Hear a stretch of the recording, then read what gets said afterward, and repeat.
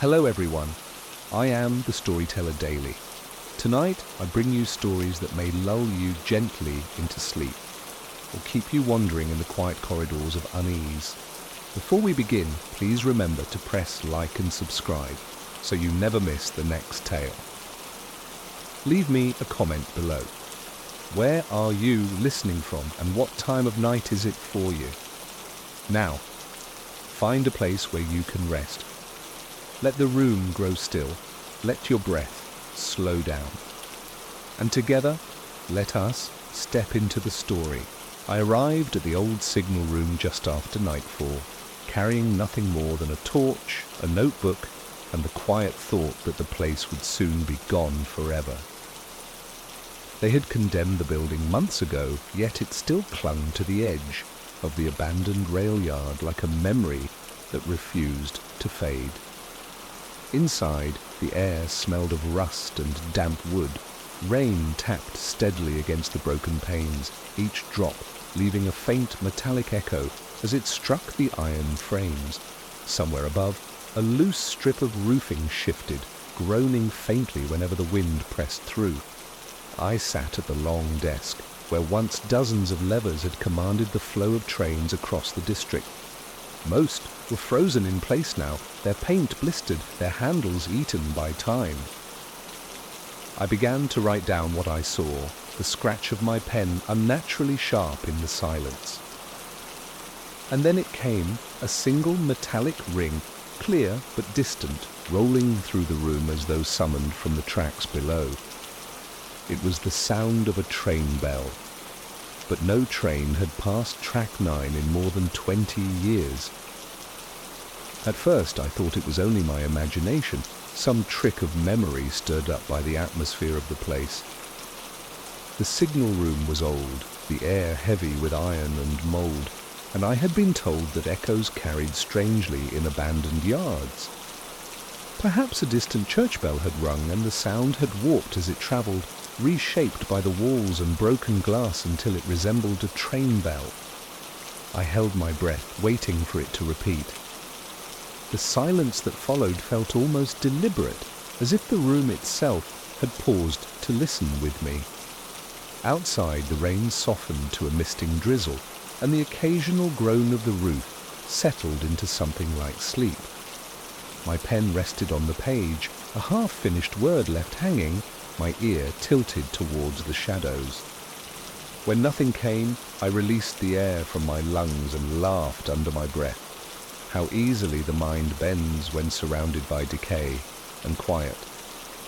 I stood, walking across the warped floorboards, each one complaining beneath my weight. My torch beam wandered over the rusting levers, the shattered glass of signal lamps, the chalkboards still bearing faint traces of timetables erased decades ago. That was when another sound joined the night, the faintest rattle as though metal touched against metal.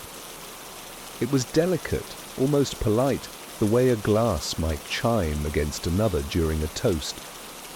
I froze. The noise came from the far corner, where a row of filing cabinets leaned into one another like drunkards. I told myself it was nothing.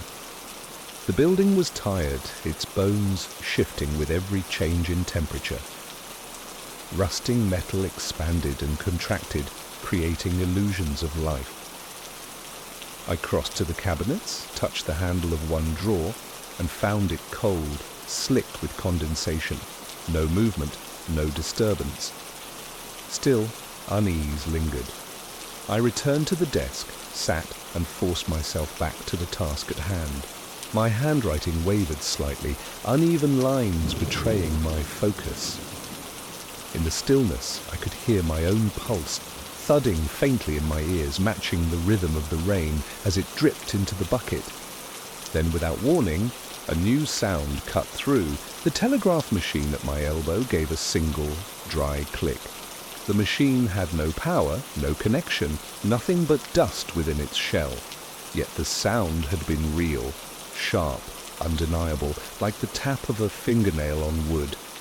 I placed my hand upon it, felt the stillness, the impossible cold. My mouth had gone dry. Perhaps I thought it had been a remnant of the storm, a trick of the wiring, some final exhale of a device long dead. But deep inside, something whispered that the building was listening. The silence that followed was worse than the sound itself. My palms still rested on the cold casing of the telegraph, but no further clicks came. I waited, leaning closer, my breath fogging faintly in the damp air. The rain outside had almost stopped, leaving the world wrapped in a thin, breathless hush. That was when I realized something was missing.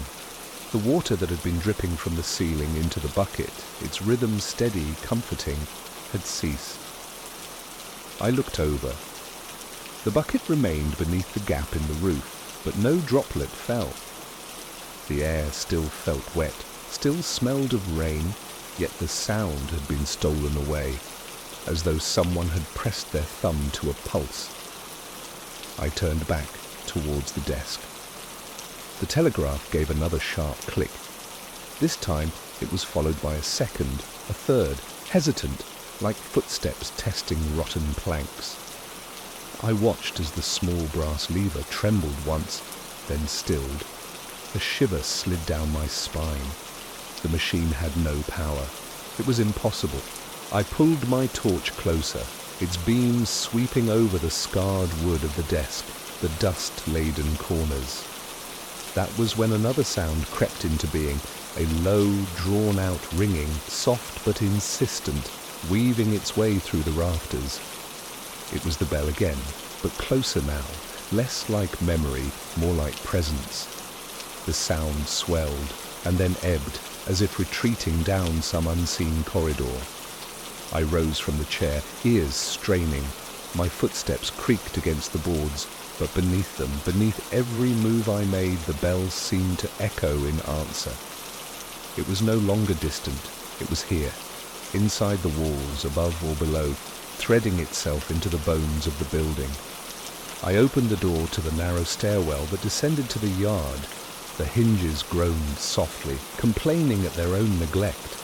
Cool air swept in, carrying the scent of wet earth and rust. From somewhere down there I thought I heard it, a hollow clatter, like iron striking iron, muffled by distance but insistent enough to draw me forward. I began down the steps, torchlight brushing across cracked plaster, graffiti long faded, cobwebs that shivered in the draught. The sound pursued me, ringing, clattering, clicking, each note folding into the next until it became a pattern, almost like a rhythm. My mind tried to shape it into words, into a code tapped out across decades, but each time I thought I understood, the pattern shifted. I pulled my torch closer, its beams sweeping over the scarred wood of the desk, the dust-laden corners. That was when another sound crept into being. A low, drawn-out ringing, soft but insistent, weaving its way through the rafters. It was the bell again, but closer now, less like memory, more like presence. The sound swelled and then ebbed, as if retreating down some unseen corridor. I rose from the chair, ears straining. My footsteps creaked against the boards, but beneath them, beneath every move I made, the bell seemed to echo in answer. It was no longer distant. It was here, inside the walls, above or below, threading itself into the bones of the building. I opened the door to the narrow stairwell that descended to the yard. The hinges groaned softly, complaining at their own neglect. Cool air swept in, carrying the scent of wet earth and rust. From somewhere down there, I thought I heard it.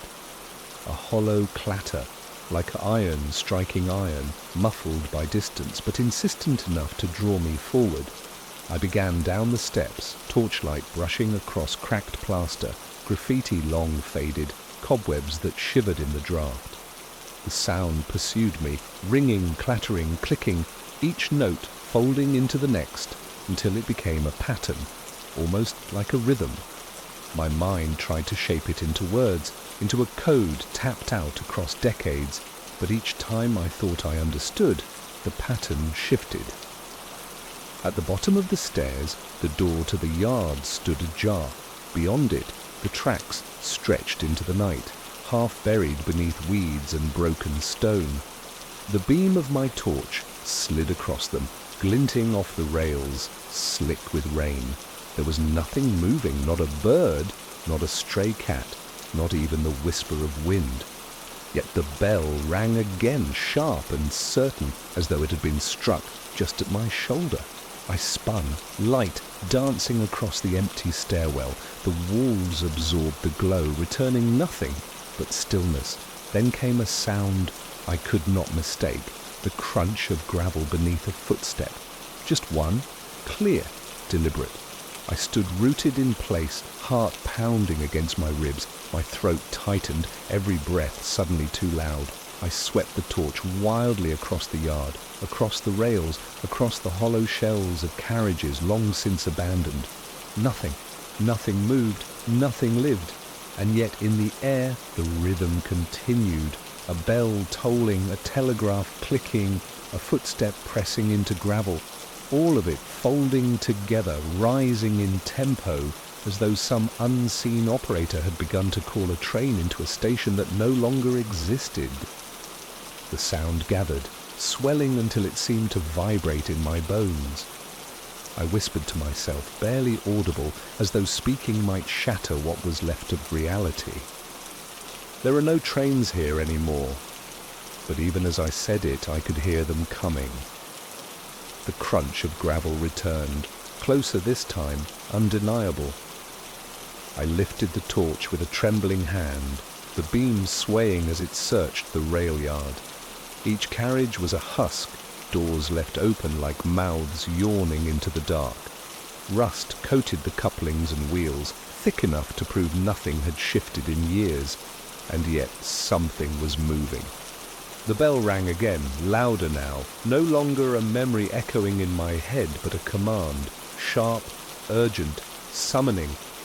I stepped backwards, my boot striking the edge of the stairwell door. The sound of my retreat was drowned immediately by another noise, the telegraph machine upstairs clattering violently, hammering out nonsense code in a frenzy. I spun toward the stairwell, but the sound changed before I could climb. The bell became a peal, ringing over and over, so close that the glass in the signal room above shivered in response. Then, cutting beneath it, came the unmistakable sound of wheels grinding against track. My breath hitched, the line was broken, smothered in weeds, the sleepers rotted. No train could run there, and still I heard it, the deep, metallic rumble of iron on iron, slow at first, then building speed, approaching track 9 as though some phantom locomotive had been called home. The gravel shifted behind me. I spun the torch back toward the yard. That was when I saw him.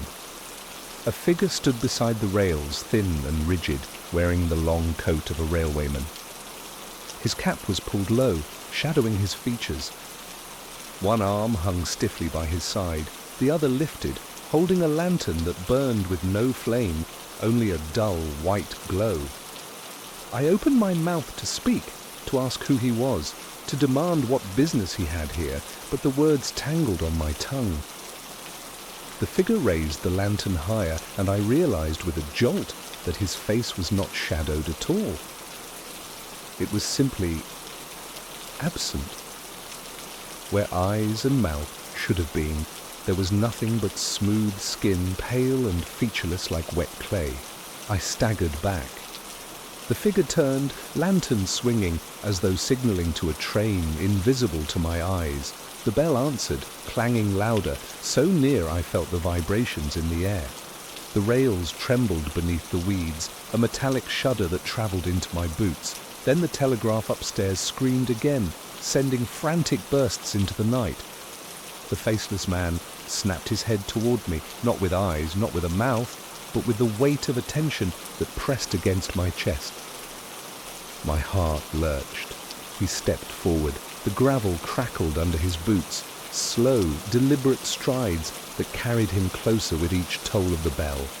I raised my torch higher, the beam stuttering across his coat.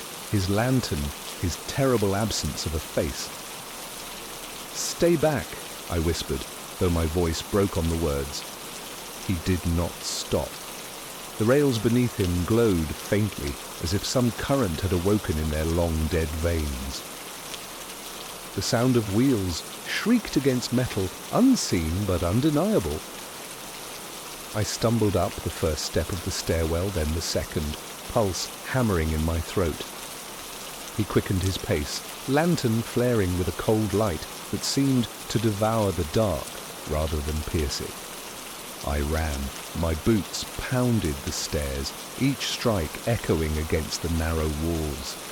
The telegraph machine grew louder the higher I climbed, its clatter filling the room with frantic energy. Behind me the bell clanged again, accompanied now by the roar of an approaching engine. I burst back into the signal room. The levers rattled violently in their slots, shaking as though grasped by invisible hands. Dust fell from the rafters, stirred by vibrations that had no earthly source. I darted toward the desk, toward the only exit beyond, but froze when I heard the door below slam shut. He was inside. The lantern's glow seeped up the stairwell, spilling into the corners of the room. The clanging of the bell grew almost unbearable, a shriek of iron that threatened to split my skull. I staggered back, hand braced against the desk, every muscle urging me to flee, but every path cut off by the sound of boots climbing steadily closer. I grabbed the torch with both hands, turned toward the windows, and without hesitation swung the beam toward the nearest pane. The glass shattered under the strike, shards tumbling into the wet night air. Cold wind surged in, carrying the scent of rust and rain. Behind me, the footsteps reached the landing. I climbed onto the desk, hauled myself through the broken window, and dropped onto the platform roof outside. My palms stung from the glass, but I didn't care. I scrambled across the slick tiles, my torch beam jittering, rain returning in fine sheets against my face. Somewhere behind me, the lantern flared brighter, spilling light through the broken window. The bell rang again, its echo chasing me into the storm. I ran, slipping, desperate, the sound of pursuit always just one breath behind. I half slid, half fell from the roof onto the cracked concrete platform below, the shock of the landing rattling through my bones. My torch clattered from my hand, beams spinning wildly until it landed against the far wall, illuminating little more than a patch of moss. I gasped, pulling myself upright, heart hammering like a drum against my ribs. The night air pressed cold and damp against my skin, sharp with the scent of iron. And then silence. The bell was gone. The telegraph, still frantic a moment ago, had ceased its clattering. Even the footsteps on the stairwell, so steady and unavoidable, had vanished. I leaned against the wall, listening to the rush of my own breath, wondering if it had all been some dreadful mirage. The lantern's glow no longer spilled through the broken window above. Darkness reclaimed the signal room, settling like dust after a storm. My chest heaved, and a nervous laugh slipped from my lips. I told myself I was safe, that perhaps the sounds had been tricks of the storm, or the echo of old machinery shifting in its death throes. I retrieved my torch and steadied the beam. The yard was empty, nothing more than a graveyard of rusted carriages and tangled weeds.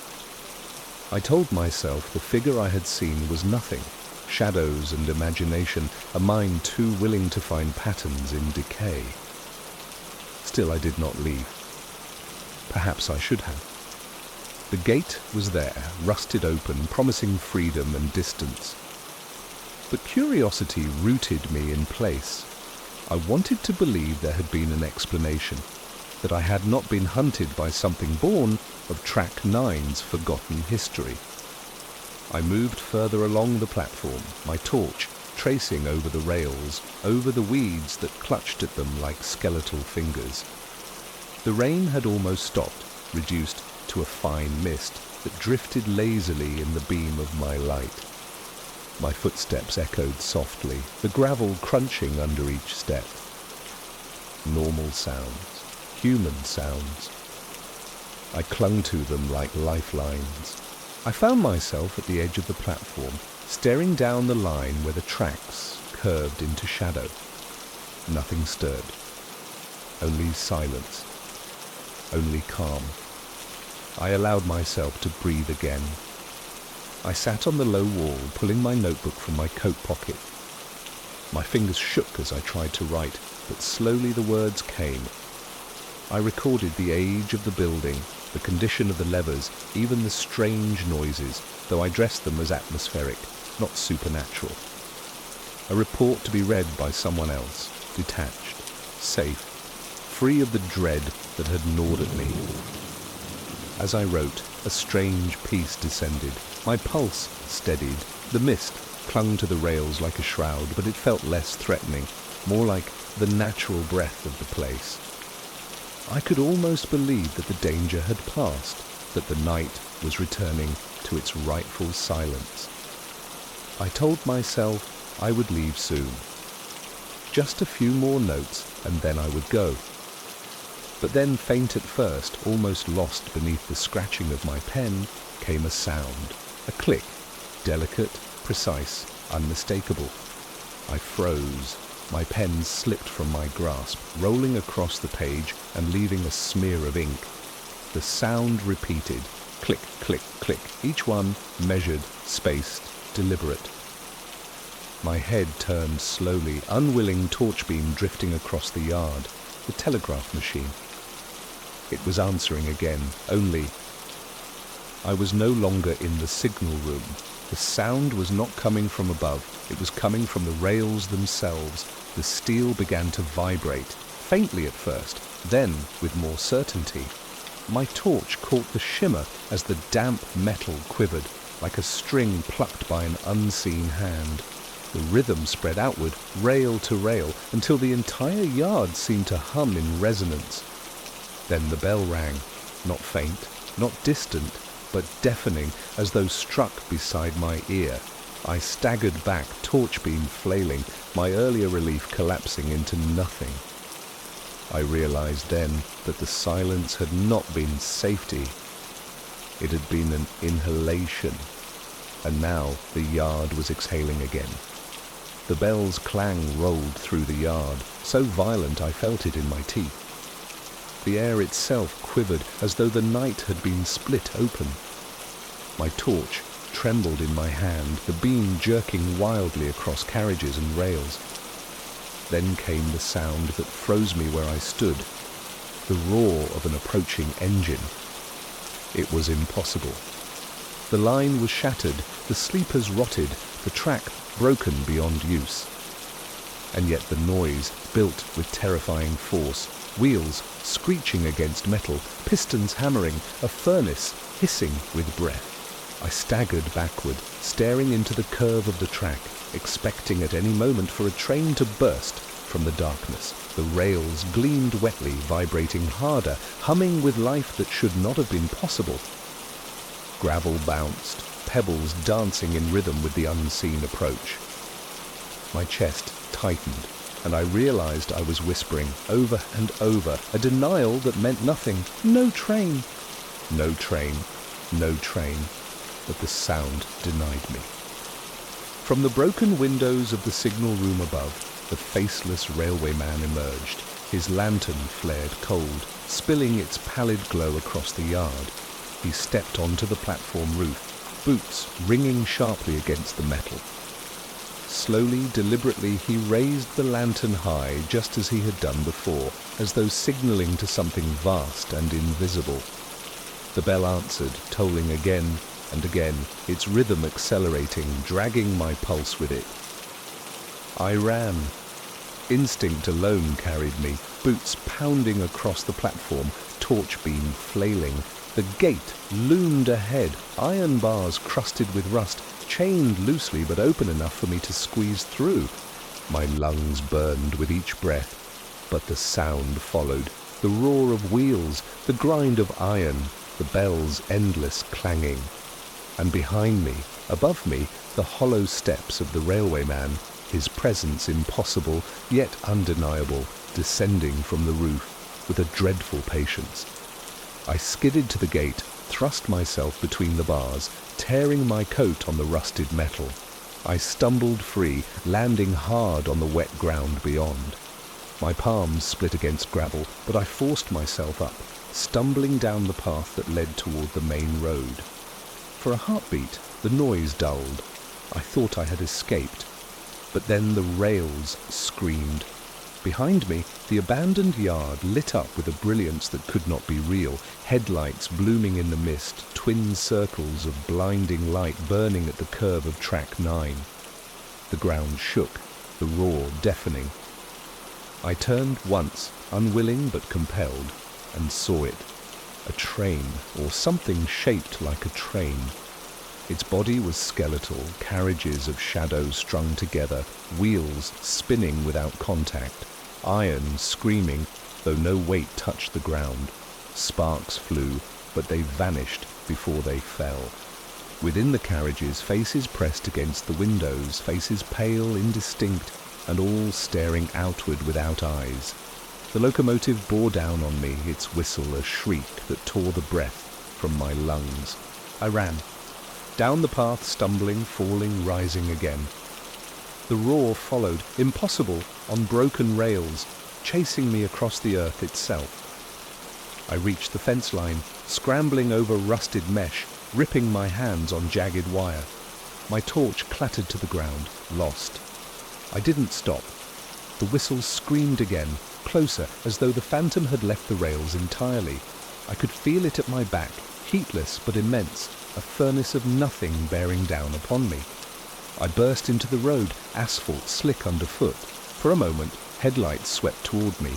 Real headlights, a car rounding the bend. The horn blared, and I threw myself to the verge, tumbling into wet grass. Tires hissed as the car sped past, driver unaware of the nightmare pursuing me. I pressed myself into the earth, trembling. The roar faded, the bell dimmed, the whistle dissolved into the night. When I lifted my head, the yard behind me lay in stillness once more. No lights, no train, only silence. I staggered upright, legs weak, throat raw. The gate stood in the distance, black against the mist. The rails lay quiet, broken, lifeless. I told myself it was over, that I had outrun whatever haunted track 9. But even as I walked, stumbling toward the glow of a street lamp further down the road, I knew the truth. I had not escaped, not truly. For though the night lay quiet, I could still feel it, the vibration in my bones, faint, persistent, like a rhythm carved into my flesh. The bells tolling had marked me, the phantom train had passed through me, and it was only a matter of time before it returned. I did not sleep that night.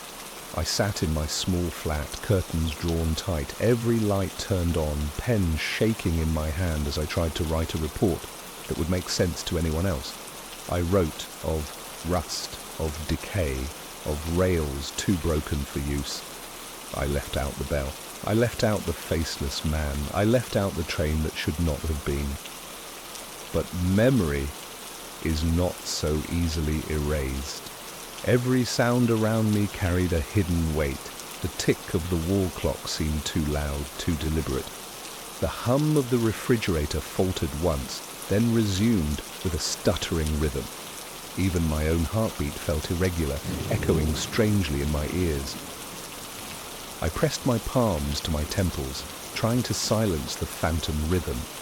That was when I heard it, soft, unmistakable, impossibly near.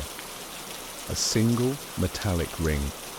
The pen fell from my hand, clattering against the desk. I stared at the door, then the window, then the shadows between the furniture. My chest tightened as the sound came again. Ring. Not from outside, not from the street, not even from the rails I had left behind. The sound was coming from the small black mobile phone on my desk. The screen was dark, the battery long dead. Yet it rang, The exact note of a train bell struck again and again as though Track 9 had found a way to follow me home. I reached out, trembling, hand hovering above the dead device. The ringing grew louder, filling the room, filling my skull, until I thought my bones might crack beneath the sound. And then, just as my fingertips brushed the casing, the telegraph clicked. Once, twice, 3 times. The room went silent. I knew then that the signalman had not finished with me. The last bell of Track 9 was still waiting. The sea was restless that night.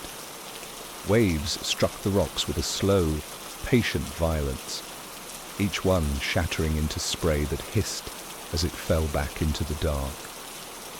I had been sent to check the lighthouse after reports of vandals breaking windows, though I suspected no one came here willingly anymore. The place stood on a jagged spit of stone, known locally as the Teeth, a name that felt far too fitting as the wind cut its way through my coat. I reached the door just as the foghorn bellowed. The sound rolled over the cliffs, deep and mournful, rattling through my chest like the echo of some vast, unseen beast. Seabirds had always cried above this place, but tonight the sky was empty. Only the horn marked the hours, its call drifting into the endless mist. Inside, the tower smelled of salt and rust. The stairs wound upward into darkness, each iron step slick with condensation. I paused, listening. Apart from the sea and the foghorn, the lighthouse was silent. And then, faint as a breath against my ear, I heard footsteps on the stairs above me. The sound was faint, no more than the brush of a sole against wet iron, but in the emptiness of the tower it carried like thunder. I froze halfway up the first flight of stairs, hand gripping the rail, head tilted into the darkness above. The foghorn groaned again, a long, low moan that shook the very bones of the lighthouse, and when its call faded, the silence that followed seemed too thick, too expectant. I told myself it was nothing, rust, water, the building sighing with the storm. These towers were old, they shifted in the wind like ships at anchor. The steps creaked, the metal bent, and in that bending one might hear things that were not there. Still, my torch beam quivered as I lifted it. The light climbed the stairwell, scattering on rivets and bolts, striking iron steps that spiraled upward in endless repetition. Nothing moved, no shadow flickered, no figure waited. I forced myself higher. Each step groaned under my weight, each breath fogged the chill air. The stone walls sweated with moisture, running in rivulets that collected on the treads. My boots slipped once, and the echo of it travelled upward into the unseen. I listened for an answer, but there was none. By the time I reached the first landing, I had almost convinced myself the sound had been in my imagination. I stepped into the small chamber where the keepers once kept their logbooks. Shelves sagged beneath the weight of rotted paper, and the smell of mildew was overpowering. I set my torch down and opened one of the books, its pages warped into waves of grey and green. No words remained, only stains and the faint impression of ink, long dissolved by salt. The foghorn blared again, closer this time, as if the horn itself had been lifted from the rocks and set against the walls of the room. The book trembled in my hands. I dropped it, the pages flapping like a bird's broken wings as it struck the floor. And then I heard them once more. Footsteps. Not above, this time, but below. Slow, heavy, ascending. I shut the door to the logbook room and pressed my ear against the iron. The sound came steadily, rising one tread at a time, deliberate as if whoever climbed had all the patience in the world. My mouth had gone dry, my throat refusing to swallow. I told myself it was the sea again, water shifting in the stairwell, or some fragment of machinery settling after decades of neglect. But in my chest I knew these were not echoes. Someone or something was climbing to meet me. The footsteps continued their slow ascent, each one measured, pressing into the spiral with dreadful certainty. I gripped the torch so tightly my knuckles whitened. The room seemed to shrink around me, its damp air pressing against my skin, the walls slick, as though they too had begun to sweat with unease.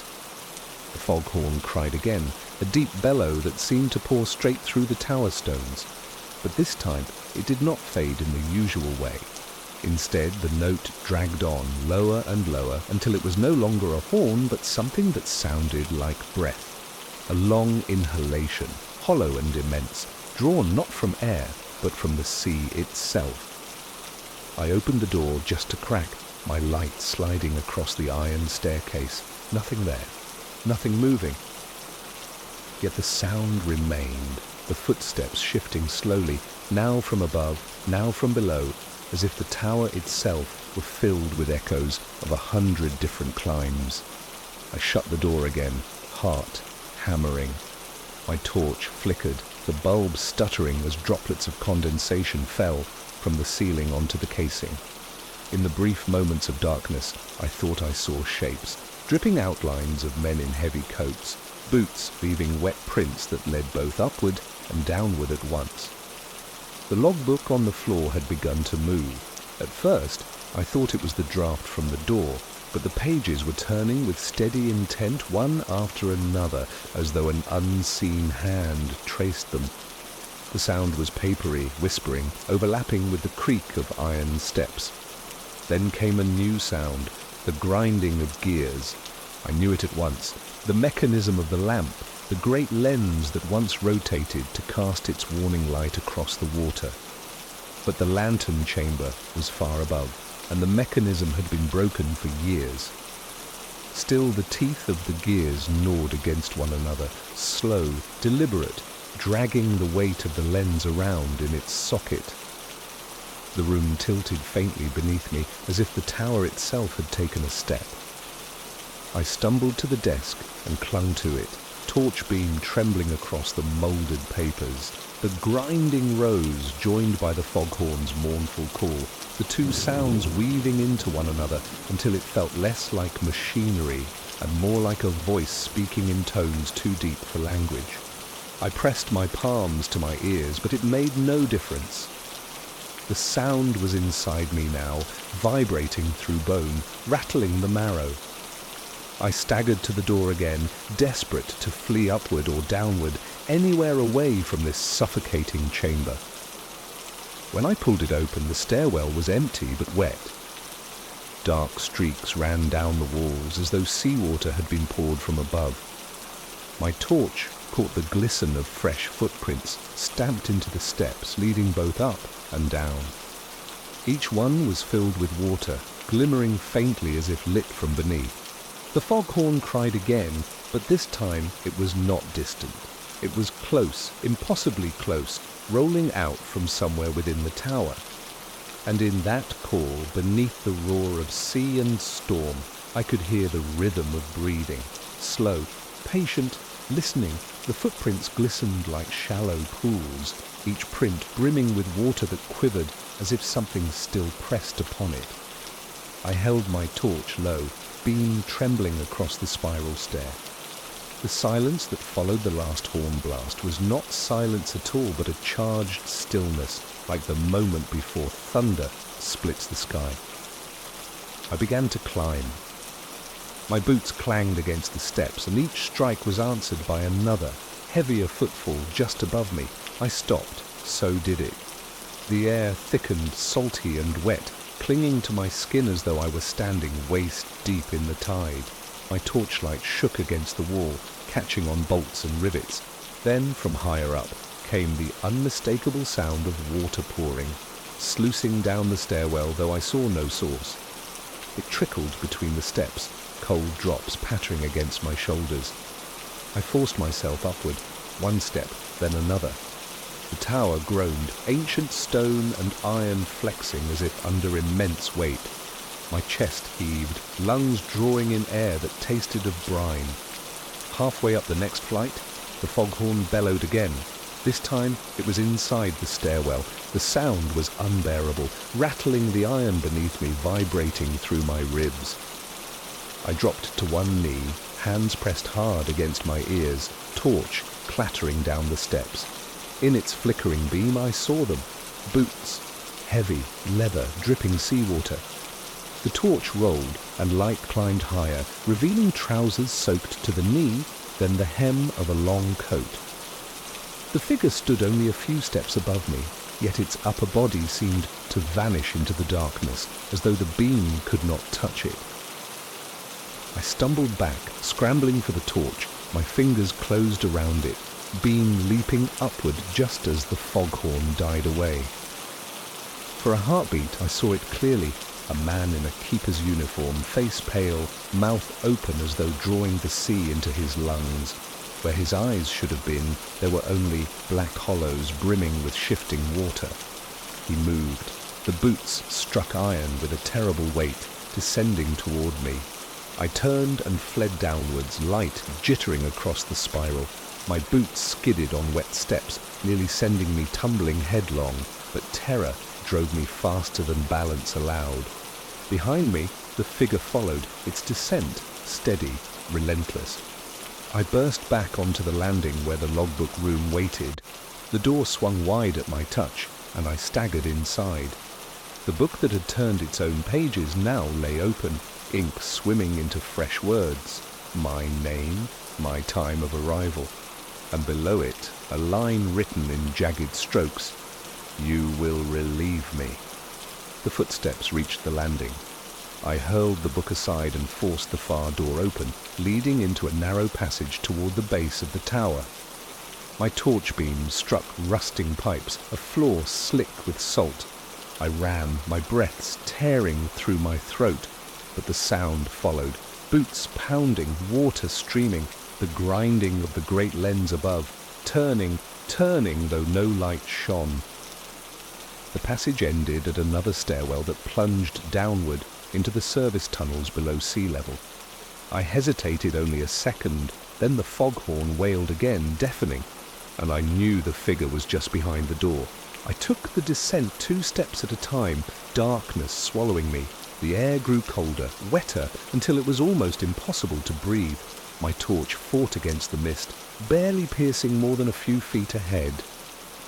And then, in the echoing dark, came the sound I dreaded most, another set of footsteps. But these were not above, nor behind, they were waiting below. I stopped halfway down the spiral, chest tight, torch trembling in my hand. The steps below me rang faintly as though someone had only just lifted their weight. My ears strained, desperate to separate storm from structure, imagination from truth. The silence pressed in thick, broken only by the drip of condensation from the iron ceiling. Then just as suddenly the lower steps fell quiet. No more footsteps, no sound but the distant groan of the sea, muffled through stone. I waited, holding my breath, pulse hammering against my ribs. Minutes dragged. Nothing stirred. I told myself I had been wrong, that echoes in the tower had tricked me, overlapping until I could no longer tell up from down. I forced my legs to move, slower now, torch beam jittering against the walls. At the bottom, the stairwell opened into a chamber lined with pipes. Seawater hissed and dripped from cracked joints, pooling across the floor in shallow sheets. The smell of brine was suffocating. My boots splashed as I crossed, each step loud, intrusive. Yet no answer came, no footsteps mirrored mine. Relief crept into me, hesitant, fragile.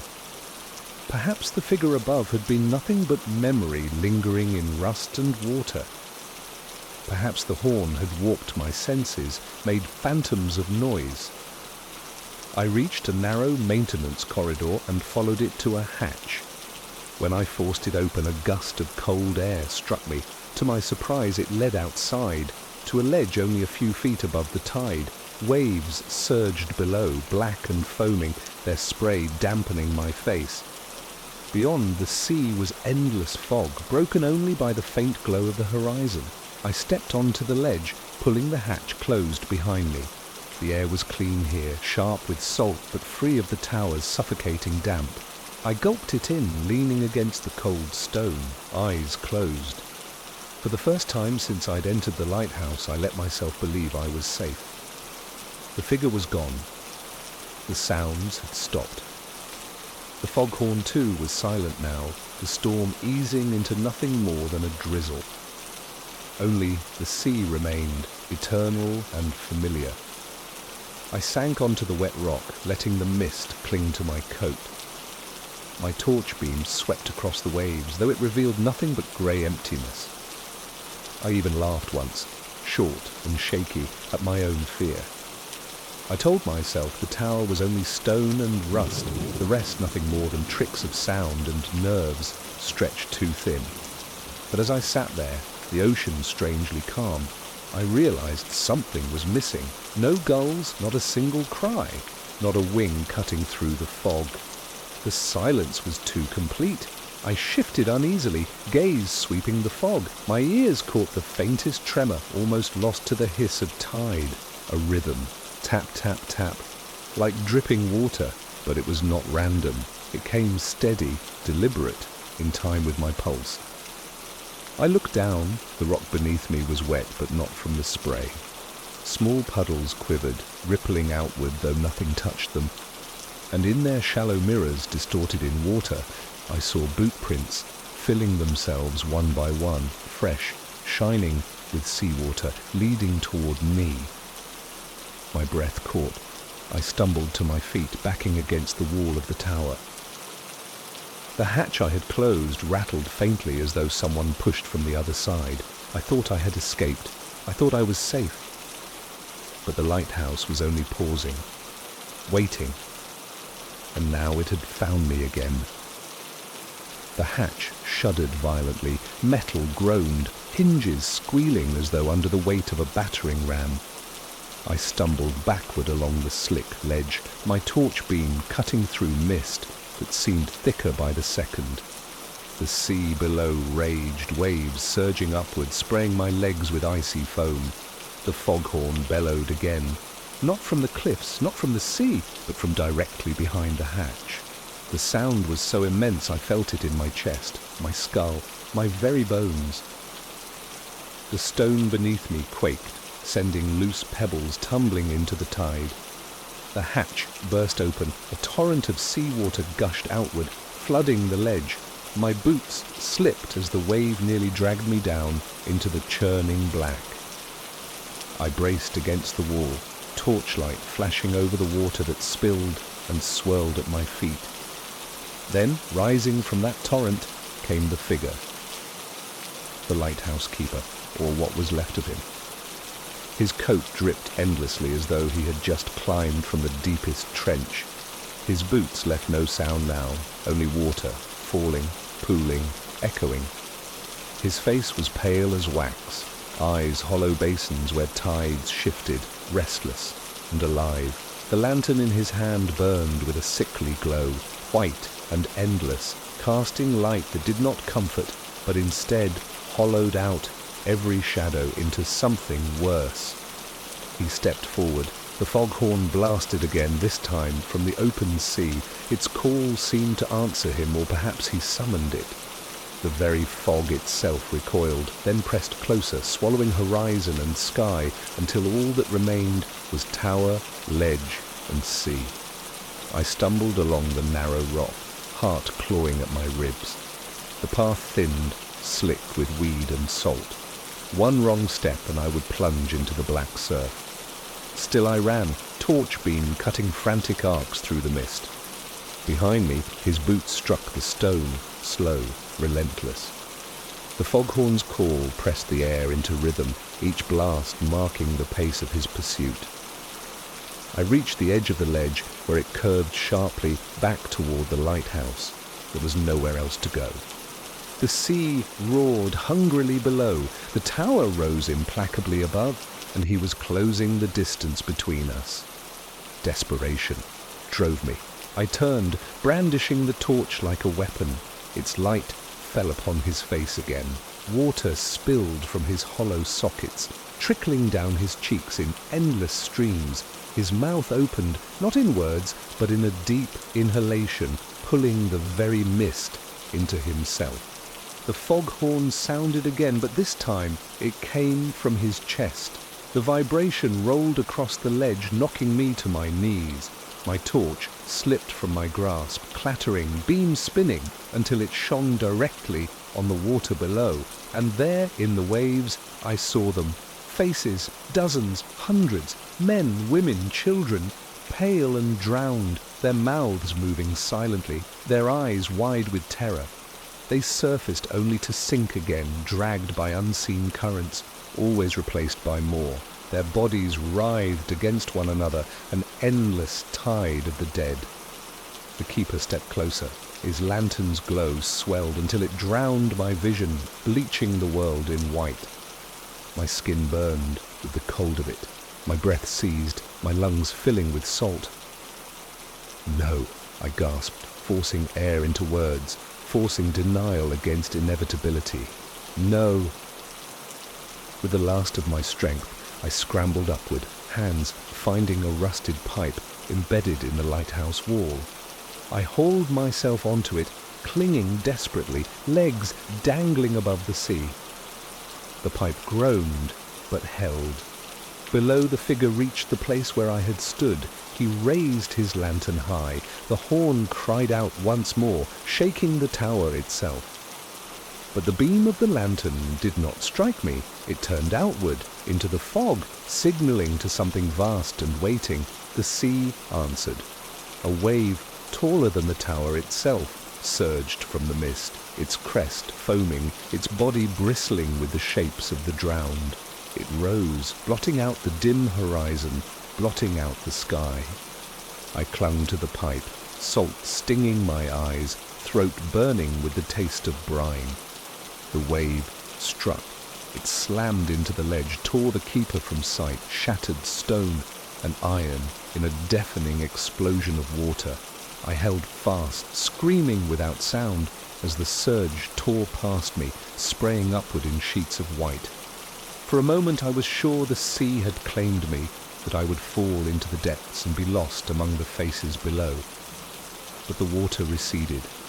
The wave fell back, dragging debris into the abyss. The mist thinned just enough to reveal the ledge, gone, broken to rubble. The hatch was gone too, swallowed by the tide. Only the pipe beneath my hands remained, jutting out like a broken bone. I pulled myself higher, clambering back through a shattered window into the base of the tower. My lungs screamed for breath. My body shook with exhaustion, but I was alive. The foghorn was silent, the footsteps gone. Only the hiss of the sea remained. I collapsed against the wall, water dripping from my clothes, my torch lost to the depths. For the first time, I thought I had escaped, but as I lay there in the dark, listening to the storm ease into silence, I realized the truth. The lighthouse had not let me go. It had only allowed me to breathe again. I remained slumped against the tower wall for what felt like hours, chest heaving, clothes heavy with salt. The silence was almost unbearable after the storm of sound, the absence of the foghorn, the hush of the drowned roar. My ears rang with the ghost of it, as if my skull had become the horn itself. At last, I forced myself to move. Step by step, I climbed the ruined staircase, desperate to find a higher exit. My boots squelched, each one leaving wet imprints on the stone. The air grew drier as I ascended, until at last I reached a narrow door that opened out onto the balcony beneath the lantern chamber. I stepped outside. The fog had thinned, but only barely. A pallid moon floated above the sea, its light bleeding across the waves. For the first time that night, the world felt real again. I leaned against the railing, trembling, letting the cold wind scrape across my face. I told myself it was finished, that whatever haunted this place had been dragged down with the wave. I whispered those words aloud, as though saying them might make them true. And then from deep below the foghorn answered, Not distant this time, not from the sea. It came from inside the lighthouse. The balcony rail vibrated beneath my hands. The stone shivered beneath my boots. I spun, staring up toward the lantern chamber. There was light there now. A pale white glow, steady and cold, circling slowly as the great lens turned once more. I had escaped the ledge. I had survived the sea, but the lighthouse had lit itself again, and it was watching me. The archive was buried 4 stories beneath the city, a maze of concrete corridors and rusting pipes that dripped with condensation. Few ever came here now. The records had long been digitized, but still, the old files lingered, row upon row of cabinets stacked like tombstones in the half-light.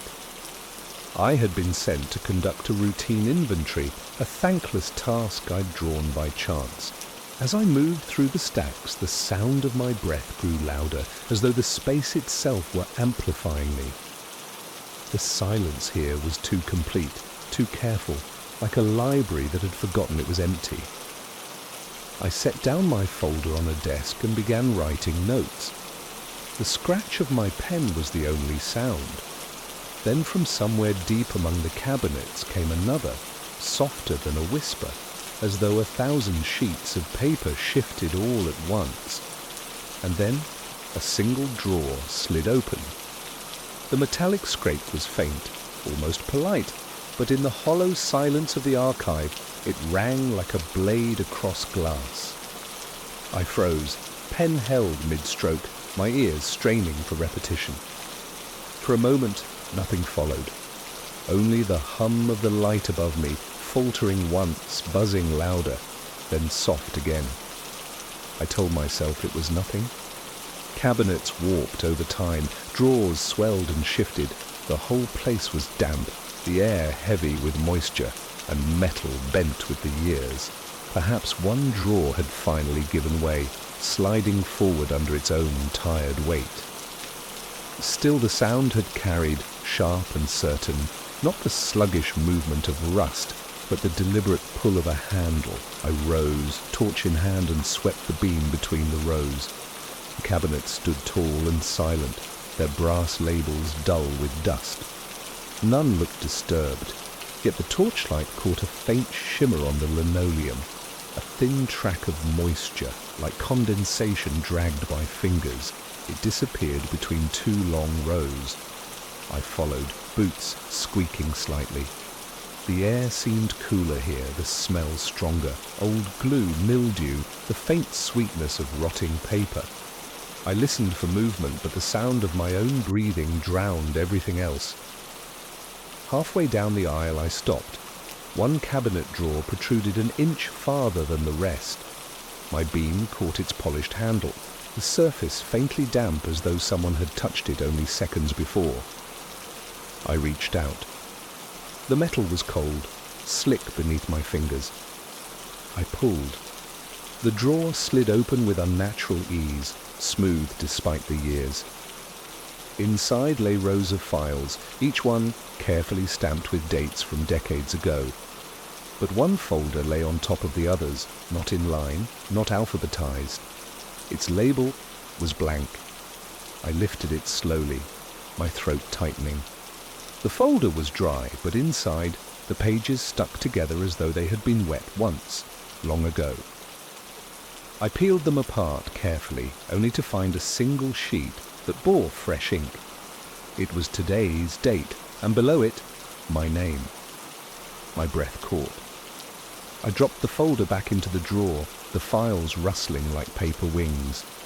The sound echoed through the stacks far too loud, as if every cabinet had joined in, whispering, turning their pages in restless unison. Then from the far end of the aisle came a soft rattle. Another drawer sliding open, and another, each one distinct, each one deliberate, the noise spreading outward like a ripple until the whole archive seemed to be waking, cabinet by cabinet, drawer by drawer. I stood frozen, surrounded by the sound of files shifting in the dark. The stacks were no longer still. The drawers slid open one after another, metal grinding, files shuffling, until the sound became a chorus that filled every corner of the archive. My torch beam swung wildly across the rows, catching the edges of half-open cabinets that now gaped like mouths, paper tongues spilling outward. I stepped back, the squeal of my boots lost beneath the endless rustle. The files whispered to one another. At first it was nonsense, dry paper on paper, but then the cadence began to change. The rhythm of it was too measured, too deliberate. Pages flipped in unison like a crowd rehearsing the same gesture. I covered my ears, but the sound pressed through my hands, filling my skull. My own name seemed to form again and again in the shuffle, like syllables disguised in static. I staggered to the nearest cabinet and slammed the drawer shut.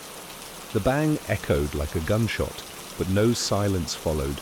Instead, the surrounding drawers yawned wider, files spilling outward, their pages catching the draft from nowhere.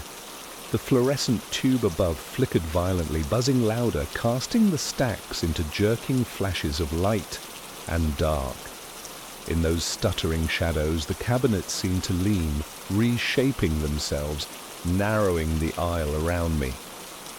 My breath caught as I realized the rows had shifted, not just in appearance, but in truth. The way I had come was gone. I ran. My torch beam darted from one row to the next, searching for an exit, but the cabinets moved with me, their metal frames screeching faintly as they slid.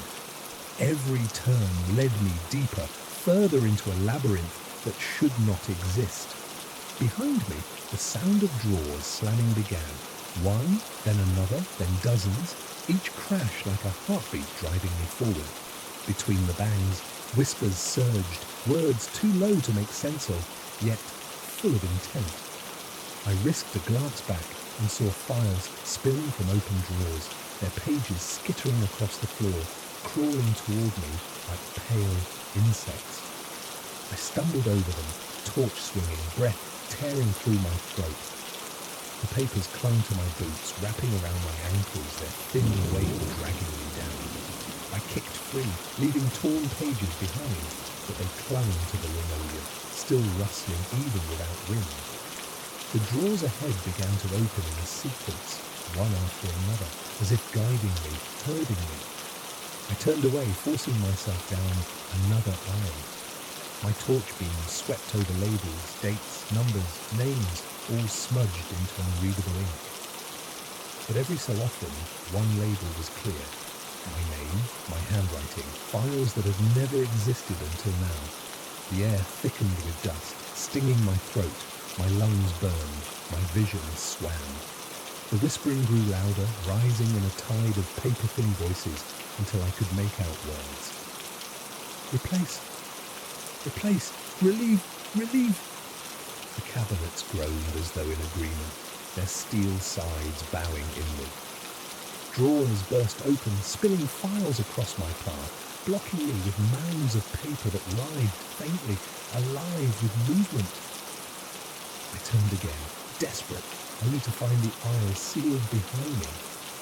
The cabinets had shifted together, their sides pressed flush, denying me passage. I was trapped. The whispering swelled, 1,000 sheets of paper flapping like wings until it became one single voice. A voice that rose from every drawer, every folder, every page. It spoke my name, clear, unmistakable. And then all at once, the whispers stopped. The silence that followed was worse. Because in that silence, from somewhere deep in the stacks came the sound of footsteps. Not mine, slow, approaching. The footsteps were deliberate, echoing off the concrete walls with a hollow weight that seemed to come from everywhere at once. I held the torch high, the beam jerking with the tremor in my hand. The rows of cabinets stretched on in both directions, gaping drawers frozen mid-breath, papers scattered like falling feathers. Hello?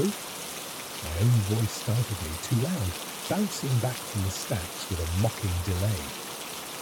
The footsteps did not pause. They grew louder, Closer, I pressed myself against the cabinets, breath shallow, torch beam cutting across the iron.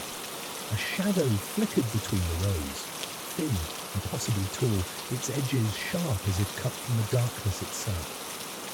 I swallowed hard, throat dry, and edged forward. The air cooled with each step I took. My torch sputtered, a circle of light shrinking until it revealed the outline of a figure. It stood at the far end of the aisle. A man, no, a shape, resembling one. His frame was draped in something that might once have been a suit, but the fabric hung in tatters, damp and mottled with mildew. His hands, pale and too long, clutched a file pressed against his chest. The torchlight caught his face, or where his face should have been. There were no features, no eyes, no mouth, no nose, only a smooth plane of pale skin, shining faintly with condensation, as though the air itself had soaked into him. I staggered back. The cabinet behind me shuddered, drawers rattling in sympathy with my fear. The faceless archivist began to walk. Each step was heavy, purposeful, the soles of his shoes striking the linoleum with the weight of judgment. As he moved, the cabinet shifted too, aligning themselves with his pace, their drawers snapping shut in sequence, as if saluting his passage. No! The word escaped my lips before I could stop it. My torch flicked across the floor, catching the folder clutched in his hand. The label was blank, except for a single, fresh line of ink scrawled across its face. My name. He stopped. Slowly, deliberately, he opened the folder. Pages fluttered within, whispering like voices in unison. The sounds swelled, echoing from every cabinet, until I felt my skull would split from the sheer volume. I clamped my hands over my ears, but it made no difference. The archivist turned the folder toward me. The page he displayed bore more than just my name. It bore the date, the time, the precise moment I had stepped into the archive. And beneath that, one last line written in jagged strokes, REPLACEF. The cabinets around me groaned. Drawers flew open, slamming against one another, spilling files that writhed across the floor. Papers curled and twisted like fingers, clutching at my boots, tugging me toward the figure. I kicked free, stumbling back, torch beam swinging wildly. The archivist advanced, folder still outstretched, its pages rustling though no air stirred. His pace never changed, slow, relentless, inevitable. I turned and ran. The aisle narrowed as the cabinets shifted, their sides scraping against one another, forcing me into a choking funnel of space. My shoulder struck cold steel, tearing skin, but I pushed forward, shoving through, ignoring the sting. Behind me, the archivist's steps never quickened, but they grew louder, as though distance meant nothing here. The files on the floor slithered in my path, pages unfolding into words that scrawled themselves across the linoleum. My name again, over and over, a tide of ink that spread with each step. I burst into a junction where several aisles met, but the cabinets closed off 3 of the exits instantly, their drawers slamming in unison. Only one path remained, stretching deeper into the maze. I took it without thought, lungs burning, throat raw. The whispering began again. Thousands of voices, all speaking at once, rising, converging into a chant. Replace, replace, replace. I risked one glance back. The archivist had reached the junction. He turned his faceless head toward me, folder pressed once more to his chest. And though he had no eyes, no mouth, I felt the full weight of his attention. He began to follow. The aisle narrowed into a long corridor where the cabinets seemed older, their paint flaking, brass handles dulled to green. My torchlight shook across their surfaces, catching dust that drifted in the air like ash. My breaths came ragged, each inhale rasping my throat, and then all at once the noise stopped. The chant, the whispers, the slamming drawers, gone. The silence was so sudden that my ears rang. I slowed, shoulders brushing cold steel on either side, every muscle taut. My torch beam quivered across rows of labels, most blurred into smears of mould. None bore my name now. I came to a small clearing, a break in the stacks where a desk waited, the wood swollen and warped with damp. A single chair stood behind it, perfectly aligned. On the desk lay a notebook, its cover black, its pages pale and empty. My heart pounded as I reached for it, half expecting it to writhe at my touch. It didn't. The book was dry, the paper crisp. I turned one page, then another. Nothing. No words, no names, no record of anything at all. For the first time since entering the archive, I felt relief bloom in me. Perhaps I had outrun him. Perhaps the archivist and his whispers were only tricks of exhaustion, my senses warped by the claustrophobic dark. I sat, setting the torch down on the desk. Its light spilled over the empty notebook across the chair opposite me. My shoulders sagged. My lungs finally drew air without tearing. I allowed myself to believe I was safe. Minutes passed. Nothing stirred.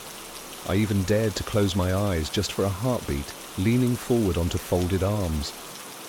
My pulse slowed, steadied.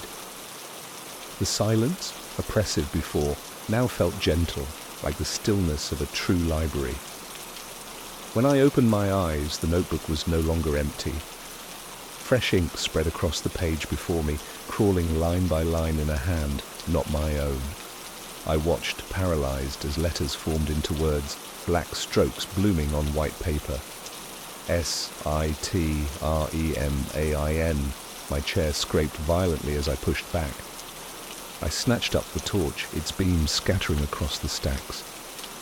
The silence deepened, too heavy now, as though every drawer and every file held its breath. I backed toward the exit of the clearing, refusing to look at the notebook again.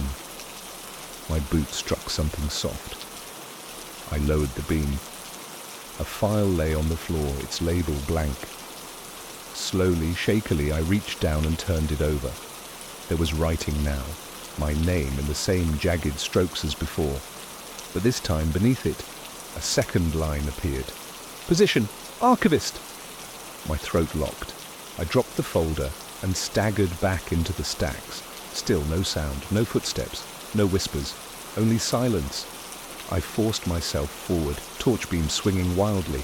Each row I passed was still, drawers closed, papers undisturbed. It was as though the maze itself had reset, the chaos erased. Perhaps it was over. Perhaps the entity had tired of me, moved on to some other soul. I reached the stairwell that led upward, its concrete steps worn, its iron railings slick with damp. The sight of it nearly brought me to tears. An exit, a way out. Relief surged through me so sharp it bordered on laughter. I took one step, then another, climbing quickly, desperate to leave the archive behind. The silence held. The cabinets did not move, the whispers did not return. By the time I reached the second landing, I almost believed I had escaped. Almost. Because just as I paused to catch my breath, I noticed the dust on the steps. Every footprint was mine, but they were all leading down. The discovery froze me. Dust lay thick on the steps, yet every mark upon it was mine, pressed heel to toe in a neat, descending trail. None pointed upward. None offered proof I had ever come this way before. A chill spread through my chest. I forced myself higher, boots scraping on concrete, but with each step, the unease deepened. When I glanced down again, fresh prints followed me, wet now, glistening as though I had walked through water. They bled into the dust, spreading outward like stains. The air grew colder. The hum of the fluorescent lights above faltered, then cut out entirely. Darkness pressed in. Only my torch kept the stairwell alive, its beam trembling against walls that glistened faintly, as though they too had been soaked. From below, the silence fractured. A drawer slammed, then another, then dozens cascading upward in a chain reaction. The sound rolled through the stacks, rising to meet me. With it, came the chant, louder than ever before. Thousands of voices layered together, whispering, shrieking, commanding, "Replace! Replace! Replace!" I stumbled, clutching the rail, my torch beams scattering across the landing above. And then from the top of the stairwell another figure appeared, the archivist. He stood waiting, folder still pressed against his chest, faceless head tilted downward. My torch lit the pages within, where ink shifted, rewriting itself as I watched. Lines crossed out, rewritten over and over, always the same word, thick and black, REPLACE, the way forward sealed. Behind me, the chant surged, drawers slammed open and shut, steel clanging like war drums. I was trapped. Panic took me. I hurled myself sideways through a door half hidden on the landing. It led into another stretch of stacks, narrower, darker, the air thicker with mold. My torch flickered, threatening to die. I ran blind, shoulder-striking cabinet after cabinet until one toppled, crashing to the floor. Files exploded outward, pages swirling into the air like birds startled into flight. The papers clung to me, plastering themselves to my face, my hands whispering against my skin. The words were no longer random.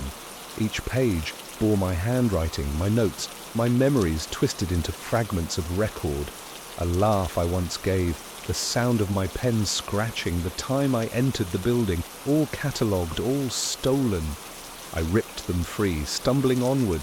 The chant grew louder still, no longer distant. The archivist's footsteps followed, steady, unhurried, echoing impossibly close no matter how far I ran. At last, I burst into the central chamber of the archive, the place where all aisles met, a cavern of cabinets rising 3 stories high. My torch beam swung across them, and I froze. Every drawer was open, every file had been pulled, and every page hung suspended in the air, floating, turning slowly as though caught in a current I could not feel. Thousands of them, tens of thousands, a storm of paper. Their edges whispered as they turned, creating a sound like endless breathing. In the center of the chamber stood a desk. Upon it lay the black notebook I had seen before, but now it was open, its pages filling themselves with furious speed, words scratched across the surface by invisible hands. My name, written again and again, filling every line. I stepped forward despite myself, compelled. The papers shifted as I moved, rotating, aligning, creating a corridor that led me straight to the desk. My legs shook. My throat was raw. Behind me, the archivist entered. The storm of pages bowed toward him, every sheet angling downward in reverence. He advanced slowly, folder still held close. His faceless head turned toward me, though he had no eyes to see. I gripped the torch like a weapon. "No," I whispered, though my voice broke. "You will not have me." The notebook answered, its pages tore free of the binding, rising into the air, joining the storm. The words written upon them glowed faintly, ink burning white-hot. The chant filled the chamber, REPLACE. The archivist reached the desk. He set the folder down upon it, and its cover fell open. The pages inside were blank, waiting. The storm collapsed inward. Sheets of paper hurtled toward me, clinging, binding, wrapping me in their thin embrace. My arms pinned to my sides. My torch fell and clattered against the floor. Darkness surged. I fought. I screamed. My voice drowned beneath the chant. The papers pressed into my skin, cold and wet, their words searing against me until I felt them etch themselves into bone. Then through the storm I saw it. The stairwell door, open, somehow impossibly an exit. With the last of my strength I hurled myself forward. The papers tore at me, but I forced my way through, every step a battle. My skin burned, my vision swam. I reached the door, slammed it shut behind me, and stumbled upward into a corridor lit by the faint glow of emergency lights. The chant cut off. Silence returned. I fell to my knees, gasping, sobbing, clutching the rail as though it were the only real thing left in the world. My body shook, my clothes torn, pages still stuck to my skin. I ripped them free, but the words they bore remained imprinted, glowing faintly for a heartbeat, before fading into my flesh. I had escaped the chamber, but the archive was not done with me, because as I dragged myself up the final flight, I heard the whisper of a single page turning right at my ear. I staggered into the corridor above, the air thinner here, easier to breathe, though each breath scraped my throat raw. My boots left wet prints on the linoleum, smears of dust clinging to them like ash. For a moment I believed I had broken free, that the storm of pages, the faceless archivist, all of it was sealed below. The corridor led to a heavy door marked exit. My chest tightened with relief. I pushed it open, and the stale air of the street above rushed in. City sounds drifted faintly, distant traffic, the sigh of a bus braking, the muffled laughter of strangers who had never set foot in the depths. I stepped outside. The night was cool, the sky streaked with faint stars. I let the door swing shut behind me and leaned against the wall, trembling, head tipped back. The archive was gone. The city was alive. I was safe. Or so I thought. When I looked down at my hands, I froze. Ink bled faintly through the skin of my palms, lines that twisted into letters, words I had not written. They rearranged themselves even as I watched, spelling out my name, then erasing, then writing it again. Behind me, through the thick metal of the exit door, came a sound I recognized too well. The metallic scrape of a cabinet drawer sliding open, then another and another. The city noise faded, swallowed by the whisper of pages turning, louder, closer, as though the archive had no walls, no floor, no end. I pressed my ear to the door, heart hammering.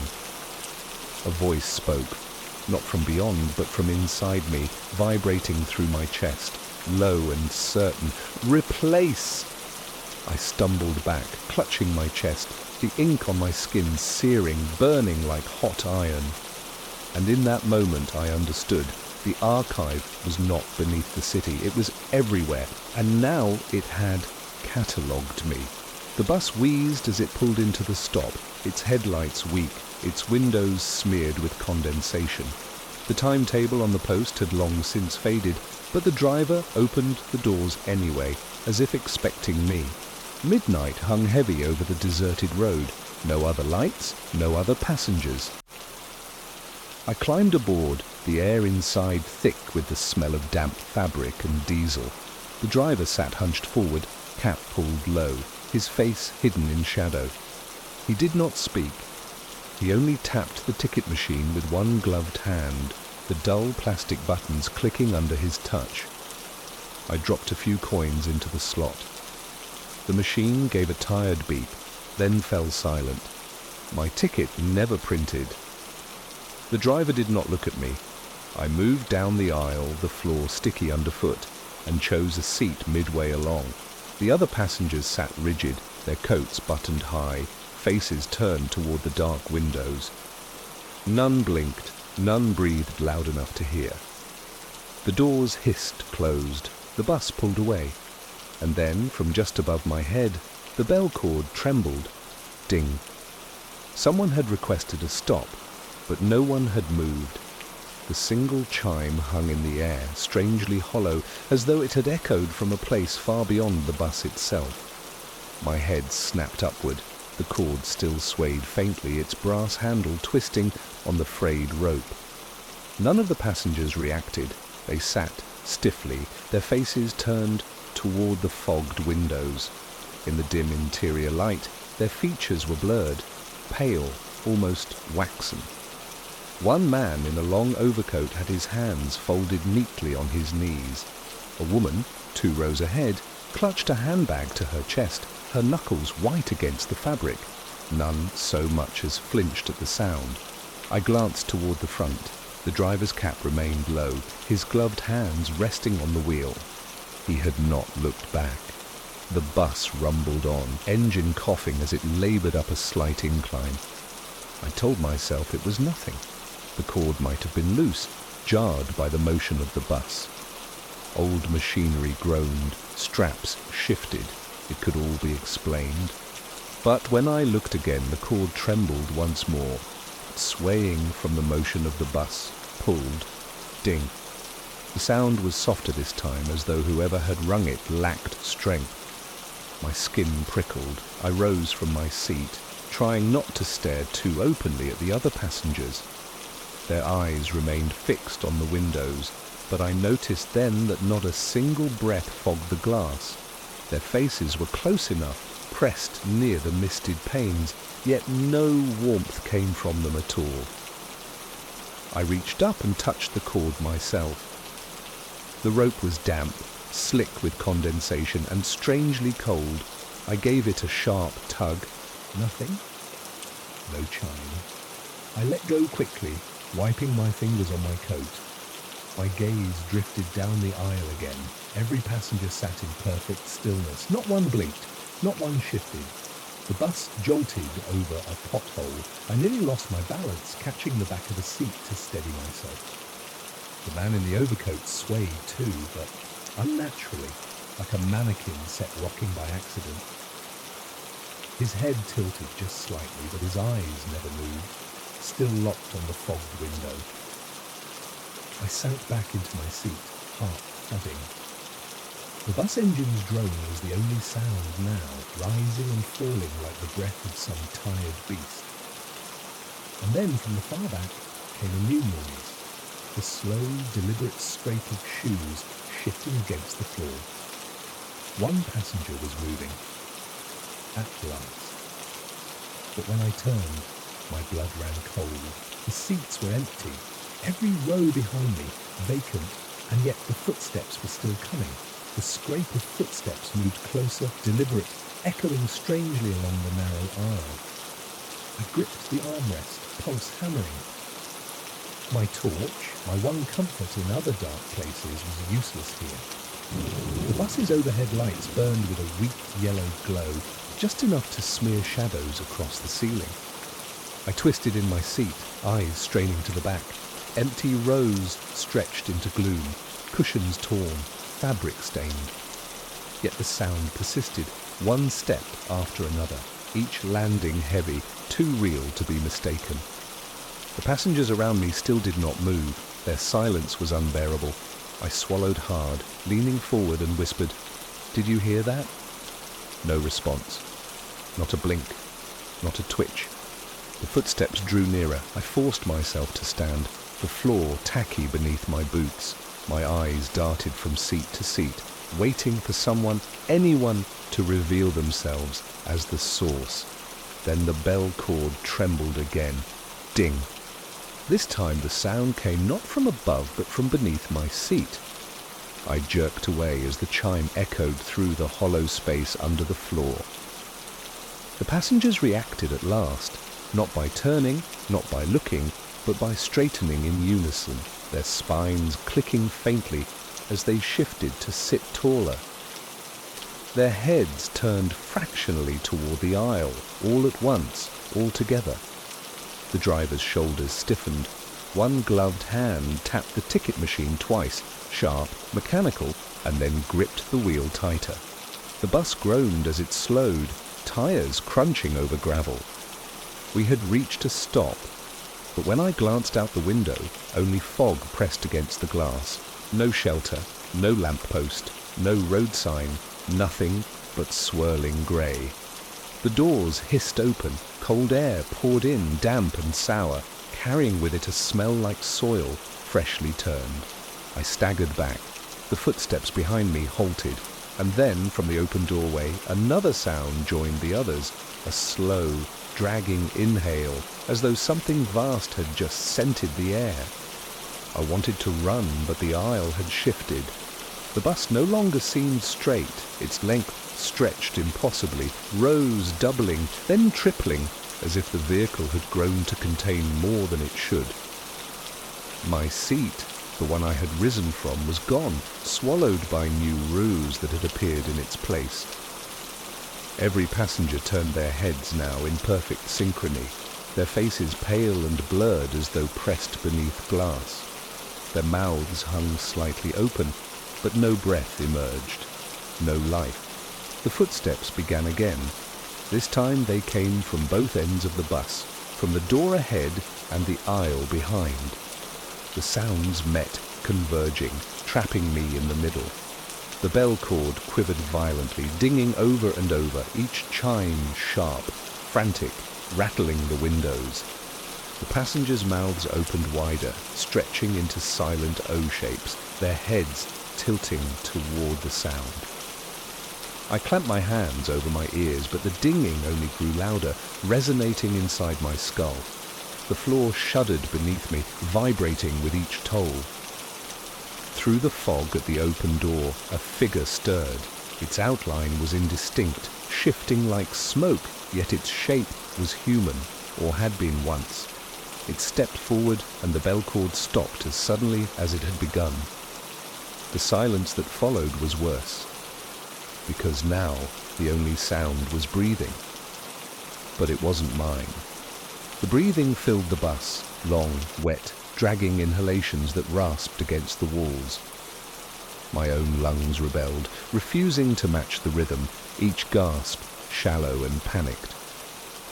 I clutched the back of a seat, forcing myself to look toward the open door. The figure stepped inside. It was tall, its head brushing the roof of the bus, its body swathed in a coat that dripped with moisture.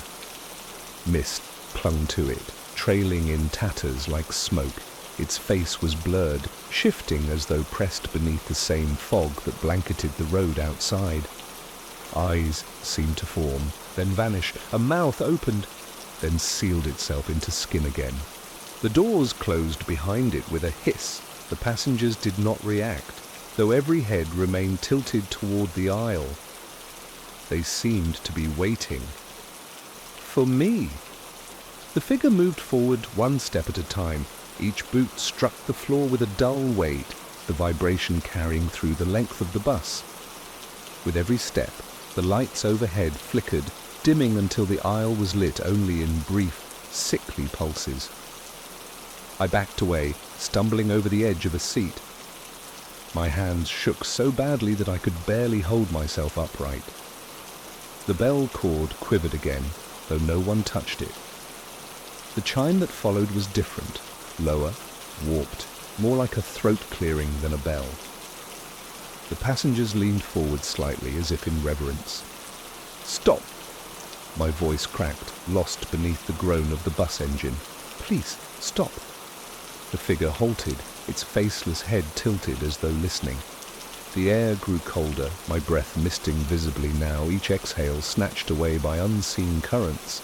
Then with an awful slowness it raised one arm.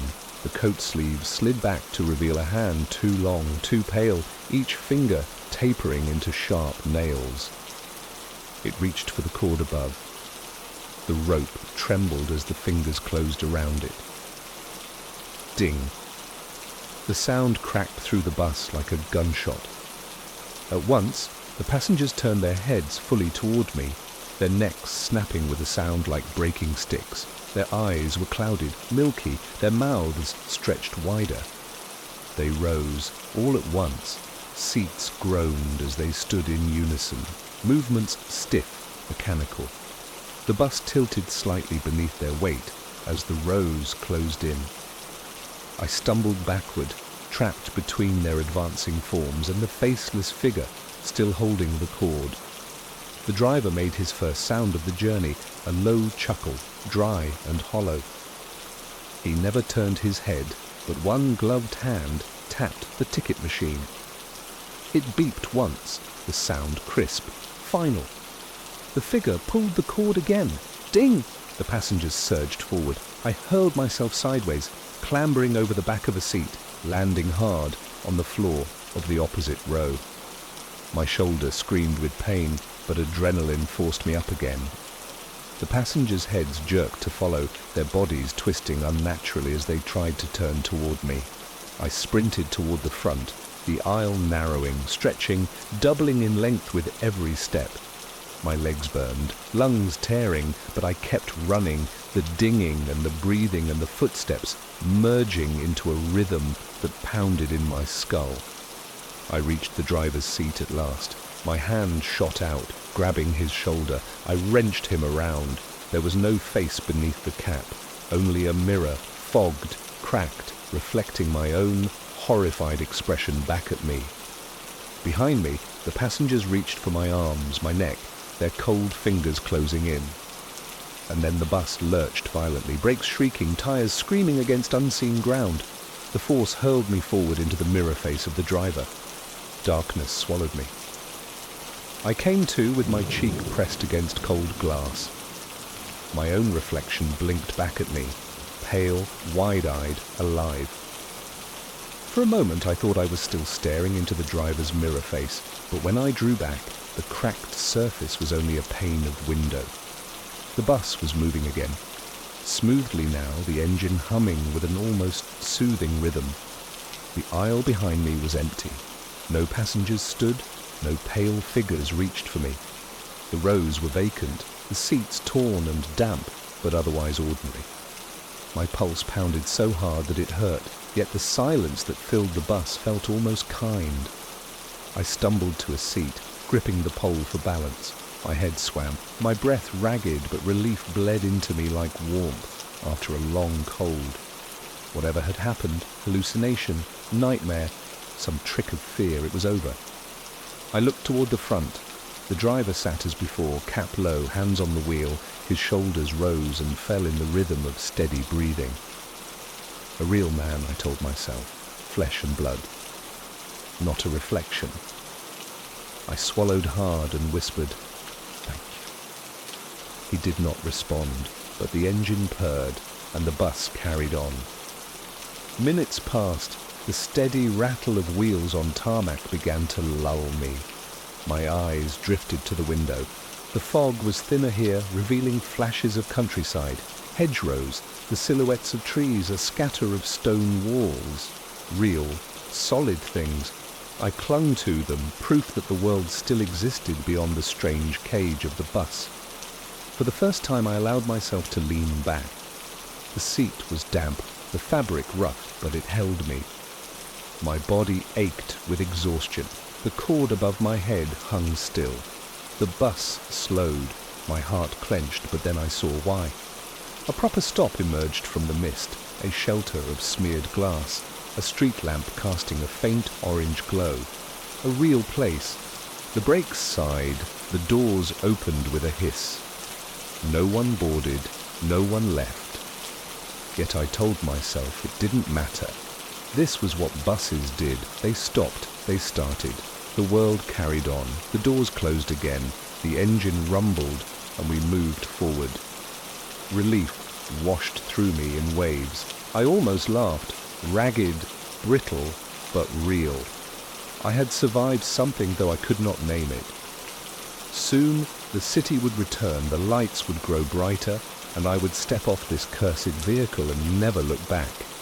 I leaned against the window, eyes heavy. The hum of the engine, the steady vibration of the road, the gentle sway of the carriage. Sleep pressed close. That was when I heard it. A sound so faint I thought I had imagined it. Ding! My eyes snapped open. The cord trembled. Slowly, carefully, I turned my head. The bus was no longer empty. Every seat behind me was full, and they were all staring straight ahead. Every seat was occupied. The passengers sat upright, their faces pale and waxen, eyes clouded as though filmed over with frost. Their mouths were closed now, but too tightly, lips pressed, until they vanished into the colourless skin. I could not recall hearing them board. I could not recall the doors opening at all. My body locked, breath caught in my throat. The air on the bus had changed. It was no longer damp diesel and mould, but something sharp, metallic, like the tang of iron. The cord above me swayed gently on its own, then stilled. No one moved, no one blinked. I forced myself to stand, gripping the pole, my knees threatening to buckle. "Who are you?" The words left me weak, my voice too small in the cavernous hush. The driver gave no sign of hearing. He sat rigid, cap low, hand steady on the wheel. Yet as I stared, I noticed something wrong. His gloves were wet. Water pooled on the floor beneath the pedals, rippling faintly with each turn of the wheel. The bus slowed. The passengers shifted together, a sound like old wood creaking in the night. Heads turned, not toward me, but toward the windows. I followed their gaze. The fog outside parted just enough to reveal a stop. Not a real one. It was a signpost planted in the middle of nowhere, its paint peeled, its words long eroded. A single lamp buzzed above it, haloed by mist. The shelter beyond was skeletal, its glass shattered, the bench within slick with moss. The brakes sighed. The doors opened. No one rose. The bell cord quivered. Ding. One by one, the passengers turned their heads toward me. Their movements were stiff, mechanical, yet horribly unified. The doors yawned wider. Cold air bled into the bus, carrying with it the stink of damp earth and something older, something sweet with rot. I stumbled backward, my shoulder striking the glass. "No," I whispered, voice trembling. "Not me." The first passenger stood, a woman clutching her handbag. She turned, not toward the exit, but toward me, her milky eyes fixed on mine. She lifted one hand, slow and deliberate, and pointed at me. The others followed. Row by row they rose and pointed, the aisle filling with arms outstretched, accusing, unyielding. The bus shuddered, its lights flickered, dimmed. The driver tapped the ticket machine. It beeped once, sharp and final. The figure boarded. From the mist outside, it climbed the steps, the same blurred, faceless presence I had seen before. Its coat dripped black water onto the floor, pooling, spreading. The doors shut behind it with a sigh, locking me inside. The passengers stepped back, clearing the aisle. Their arms remained raised, still pointing, still condemning. The faceless figure moved forward, its boots squelching in the rising water. Each step carried the weight of inevitability. "No," I whispered, retreating toward the rear. "Not me. Please, not me." The bell cord snapped taut. Ding. The water climbed higher, lapping at my ankles, cold as the grave. My breath grew ragged, chest seizing with every gasp. The aisles stretched impossibly long, every step back gaining me no distance at all. The faceless figure remained closer, closer, until I could smell the salt and damp of the sea rolling from its coat. I spun, desperate, and hurled myself at the emergency exit. The handle was stiff, rusted, but under my frantic pull it gave way. The doors flew outward, and icy air rushed in. Behind me, the passengers let out a single sound at last, a low moan, rising in pitch, a chorus of breath that drove me forward. I leapt. The fall was longer than it should have been. The road below had vanished. I plunged into fog that swallowed everything, tumbling, spinning, until water closed over me with a deafening crash. Salt filled my lungs. Darkness pressed in. For a moment I thought I was gone. But my body broke the surface, gasping, choking. I kicked wildly, dragging myself onto a narrow strip of gravel. My palms scraped stone, my chest heaved. I was outside. The bus was gone. The road too, only the stop remained, the skeletal shelter, the rusted signpost, the buzzing lamp. The mist pressed close, muffling every sound. I collapsed onto the gravel, coughing seawater, trembling with the weight of escape. But then faintly, through the fog, I heard it. The low, steady hum of an engine. Growing closer. Headlights bloomed in the mist, twin orbs cutting toward me. The brakes sighed, the doors hissed. Another bus had arrived, and its sign above the windscreen glowed faintly with a single word. Requested. The glow from the sign bathed the mist in pale white. Requested. The word pulsed faintly as if alive.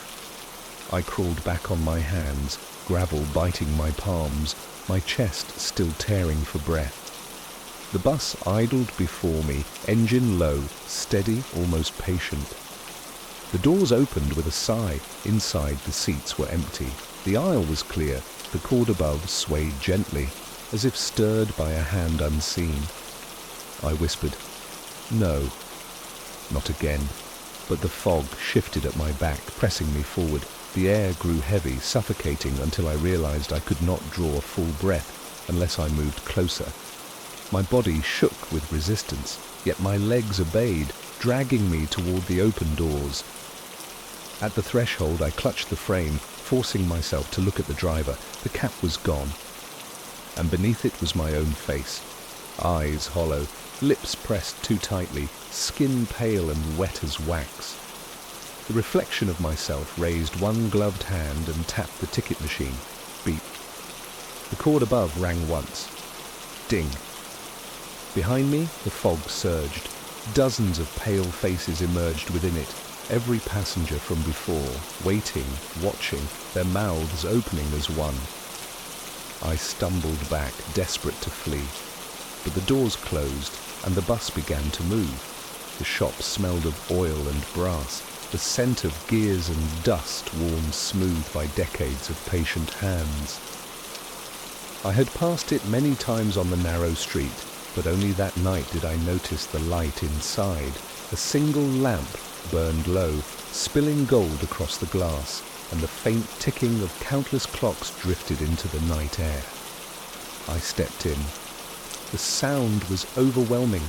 Hundreds of clocks, each with its own rhythm, each slightly out of sync. Ticks overlapped, layered, until the air itself seemed alive with the beating of 1,000 tiny hearts. Floor-to-ceiling shelves were crammed with timepieces of every size, mantel clocks, carriage clocks, pendulums that swung in slow arcs. Behind the counter stood the clockmaker. He was tall, gaunt, his waistcoat buttoned neatly, his spectacles gleaming in the lamplight. Yet his face was oddly blurred, as if my eyes could not decide on its details. He inclined his head, not in greeting, but in acknowledgement, like a man expecting a guest who had finally arrived. "Right on time," he said. And then, without moving a hand, every clock in the shop struck the same note at once. The chime shook the air, hundreds of clocks crying out in perfect harmony. My chest rattled with it, the vibration digging into bone. Then, as though nothing had happened, the sound died.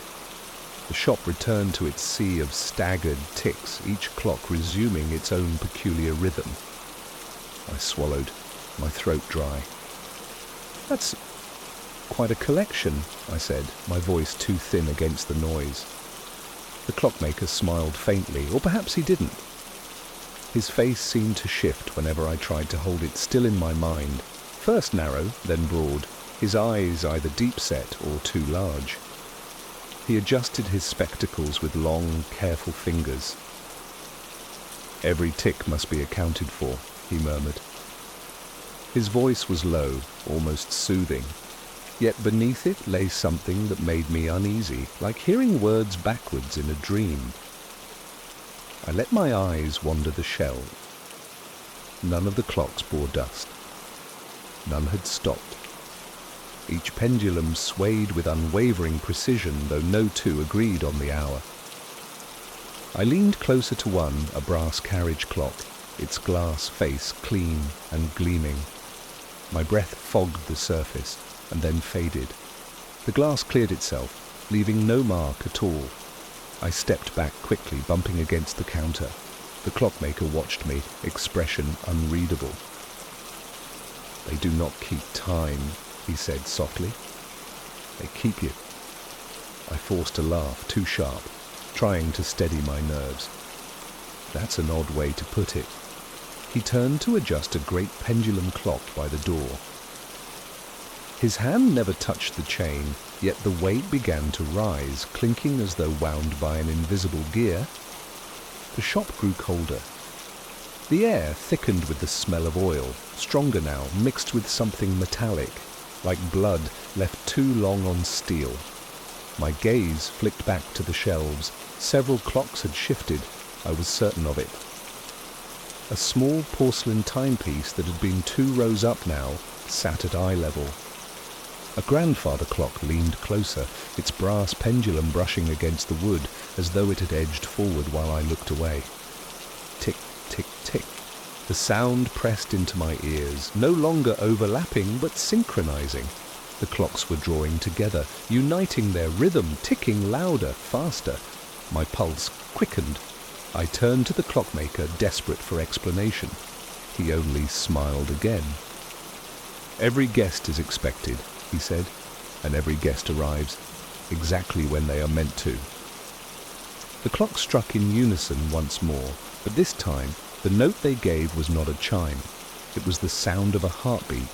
The heartbeat rang through the shop, low, resonant, alive. It vibrated against the shelves, rattling the glass, shaking the pendulums into sharper arcs. My own pulse tried to match it, stuttering, then racing ahead, then slowing again, as though the rhythm inside my chest no longer belonged to me. I staggered back, nearly colliding with a wall of mantel clocks. Their brass faces gleamed in the lamplight, hands twitching forward at uneven intervals.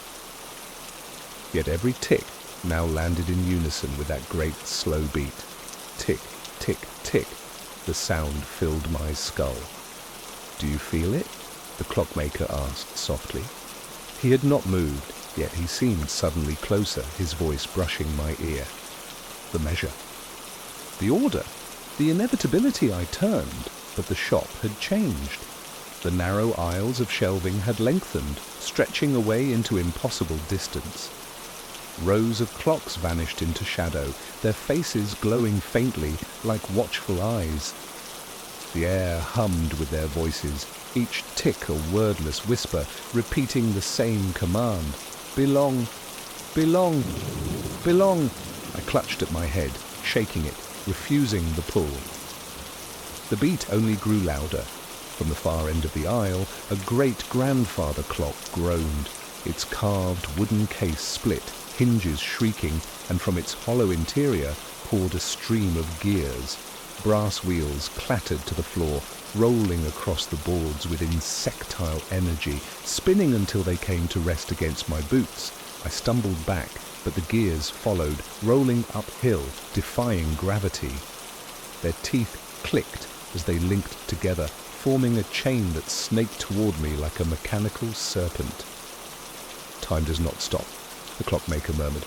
His voice was above me now, below me, everywhere at once. "It does not pause. It only collects."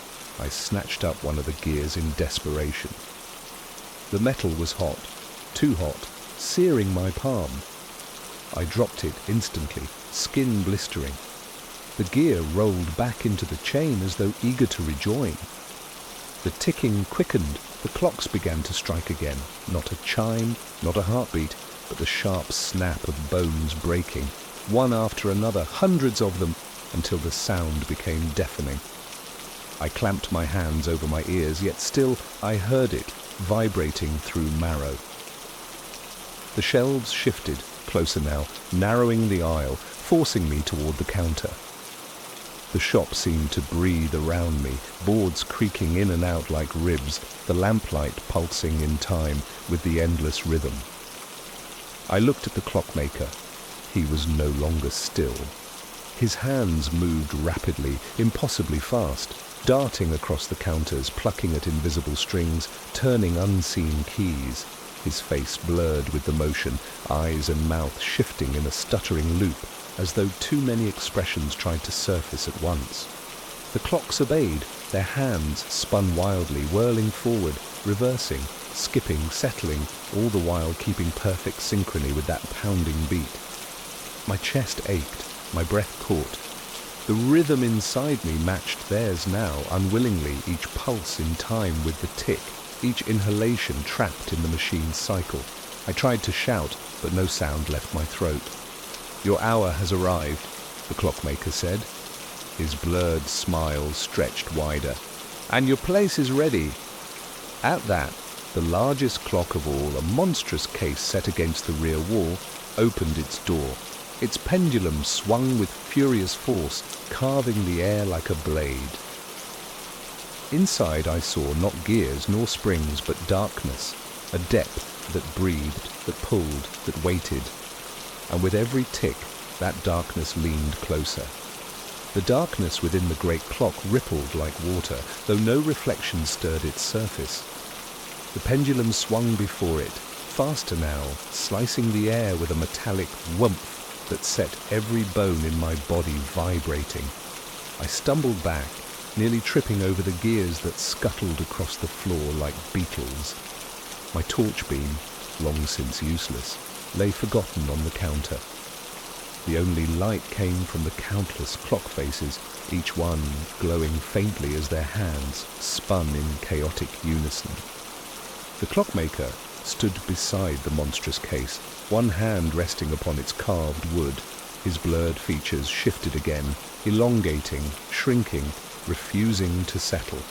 His spectacles glowed, reflecting not the lamplight, but something deeper, something endless. "It is ready," he whispered. His voice was not one voice, but many, each syllable overlapping, echoing, as though every tick in the room spoke with him.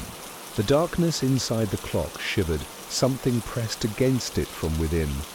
Fingers, long, pale, jointless, scraped against the threshold, leaving streaks of condensation upon the wood. I bolted for the door. The shop twisted against me, the rows of shelves elongated, aisles multiplying, stretching into a maze that should not have fit within the narrow street building. I ran, boots slamming against the boards, the ticks swelling louder with each step. "Not escape," the voices chorused. "Arrival." The clocks around me struck again, not with chimes, but with screams, high-pitched, metallic, like steel grinding against steel. The sound tore at my ears. I clutched my head, staggering, yet forced myself forward. I reached the door at last. My fingers wrapped the brass handle, pulling hard. It did not budge. The wood beneath my grip pulsed faintly, warm, as if alive. Behind me, the pendulum's whoomph grew louder. I turned. The thing from the clock had emerged. It was tall, taller than the ceiling should have allowed, its body made of shifting plates of brass and bone. Gears turned beneath translucent skin, ticking, grinding, their teeth gnashing with every move. Its face was a dial, cracked and warped, its hands twitching violently across its surface. It stepped forward. The floorboards bowed under its weight, though it made no sound. I hurled myself into the shelves, toppling clocks to the floor. Glass shattered, brass splintered, gears flew. The cacophony was deafening. Yet the creature did not falter. Its pendulum arms swung outward, slicing through the air, carving shelves in two, as if the wood were paper. I crawled through the wreckage, my palms sliced open by broken glass. Blood dripped across the floor, but the stains seemed to vanish instantly, absorbed by the hungry wood. The clockmaker appeared at the far end of the aisle, calm, still, hands folded before him. His blurred face seemed clearer now, his smile wider, sharper. "You are not late," he said. "You are precisely on time." The creature raised one pendulum arm. Its tip gleamed like a blade. The clocks all struck at once, the sound a roar, a command. Ding! I flung myself aside just as the arm came down, splintering the counter where I had stood. Dust and shards filled the air. My ears rang, my vision blurred, and in that ringing silence I knew I was not just a guest. I was the next addition to his collection. I crawled through the wreckage, lungs tearing, eyes burning with dust and oil.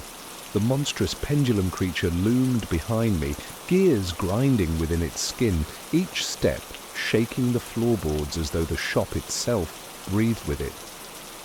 I stumbled into a side aisle, shoulder slamming into a shelf. The clocks here were smaller, delicate pocket watches strung on hooks, their silver faces catching the lamplight. They ticked furiously, in rhythm with my heartbeat. their hands spinning faster the closer I drew. But the creature did not follow. The pounding pendulum, the groaning boards, all fell silent. I pressed myself against the shelf, clutching a watch that swung loose from its chain. Its ticking slowed under my touch, as though soothed, and for a fleeting moment, so did my pulse. The shop seemed calmer. The great roar of machinery had eased. The chorus of ticks softened back into scattered rhythms.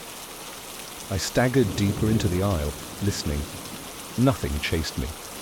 The clockmaker was gone. The creature had vanished. I slumped against a stool, chest heaving, the pocket watch still warm in my palm. Relief washed through me, sharp and dizzying. My mind clawed for explanations. A hallucination born of fatigue, the air thick with oil and dust, the sound of clocks overwhelming until they took shape in my imagination. Yes, that had to be it. I rose shakily, clutching the watch tighter, and began to search for the door again. The aisles no longer stretched impossibly. They were simply crooked, narrow, cluttered with years of collected timepieces. The lamp on the counter still burned faintly. The shop was just a shop. I laughed, a sound too brittle, but it was mine. I had survived. At the door, I paused. My hand touched the handle. Cold brass, solid. I pulled. It opened. The street outside was quiet, empty, slick with rain. Normal, beautiful in its ordinariness. My chest loosened. I stepped out, the air cool against my face. The door shut behind me with a click. I walked quickly, then faster, until the shop was 2 streets away, then 3. My legs shook, my lungs burned, but I could not stop moving. At last, I slowed. The night was silent save for my own footsteps, the whisper of rain against cobblestones. I wiped sweat from my brow, exhaling deeply, and then I heard it. A single tick, faint, from my pocket. I froze. Slowly, I drew out the watch I had taken from the hook. Its silver case gleamed in the lamplight, though I did not remember slipping it into my coat. I turned it over. The back bore no maker's mark, only a single line, freshly engraved, the metal still warm. Right on time! The watch hands spun violently, faster and faster, until they blurred into a solid circle of silver. The tick grew louder, echoing against the empty street, then multiplying. Tick, tick, tick. From the windows of every building around me, from the drains beneath my feet, from the very air, as though the city itself had become a clock. The relief I had clung to shattered. The shop had let me go, but the collection had followed. The ticks grew unbearable. They overlapped, layered, thousands upon thousands, no longer scattered, but unified. One immense clock, beating in perfect synchrony. My pulse tried to match it again, skipping, stuttering, then hammering so hard I thought my ribs might split. I hurled the watch into the gutter. It landed with a metallic crack. For a moment, the ticking faltered. My breath hitched in relief. Then the hands of every clock in the city struck at once. Windows rattled, lamp posts flickered. The rain fell in exact rhythm with the ticks, each drop a perfect beat against the stone. The air itself seemed wound too tightly, as though the whole street had become a spring ready to snap. From behind me, a shop door opened. I turned, dread crushing me. It was the clockmaker's door, but I had left it streets behind. Now it stood only a few steps away, its lamp glowing faint gold, the interior alive with shifting shadows. The silhouette of the clockmaker lingered in the frame, blurred face gleaming with the reflection of endless clock dials. "You are late," he said softly. The words echoed through the city, bouncing from wall to wall, repeating themselves until the phrase was everywhere. "You are late. You are late. You are late." "No," I whispered, stumbling backward. "No, I left you. I left your shop. You never left," he answered. His voice was calm, inevitable, like the toll of a bell. The ground beneath my feet trembled. From the cracks between cobblestones, gears began to rise. Brass and bone interlocked, their teeth gnashing as they spun into place. The street warped, reshaping itself into a vast mechanism. I ran. My boots slipped on the wet stones, the tick hammering in my ears, louder with every step. The streets twisted unnaturally, alleys doubling back, corners opening into the same square again and again. Always the same lamp, always the same shop. The clockmaker stepped closer with each loop. He did not hurry. He did not need to. Time itself bent to hold me here. Every guest must take their place, he said. Every second must be filled. The watch I had thrown into the gutter clattered against my feet. Somehow it had returned, hands still whirling. I kicked it away, but it only landed ahead of me, waiting. The city's lamps dimmed. The only light came from the shop window now, glowing like an eye that refused to blink. I hurled myself into an alley, desperate for escape, but the walls closed around me. The bricks groaned, seams filling with cogs and springs that clicked into place. The alley shuddered, then began to move, not collapsing, but turning, like the interior of a great clock winding forward. I fell to my knees.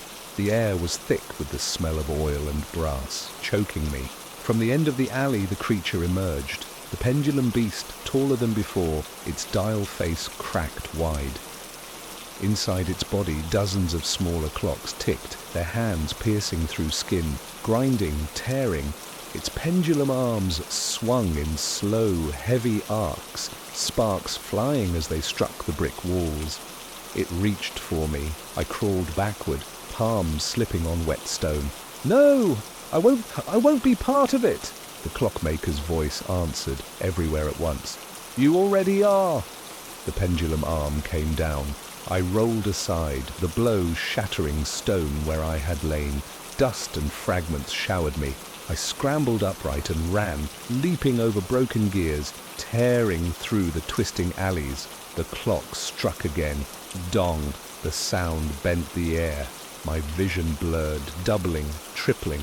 For an instant I saw myself 3, 4 versions, each running in parallel, each trapped in their own winding path.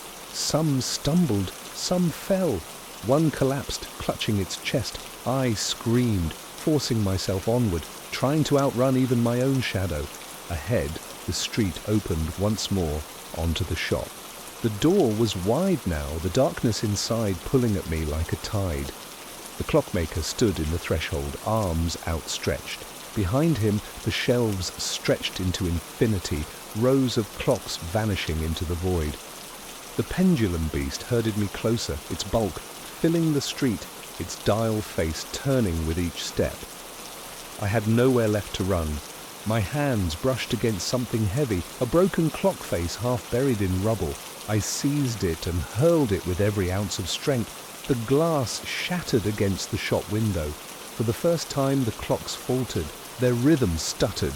The beat collapsed. The city groaned, its gears slipping out of sequence. The pendulum beast froze, head twitching violently as its own hands spun backwards. I ran, not into the shop, not toward the clockmaker, but past them both, into the fog beyond. Behind me the clocks screamed, their voices metallic and furious. The ground shook as the city twisted against itself. The clockmaker's voice followed, calm even in chaos. "You cannot escape the hour." I did not look back.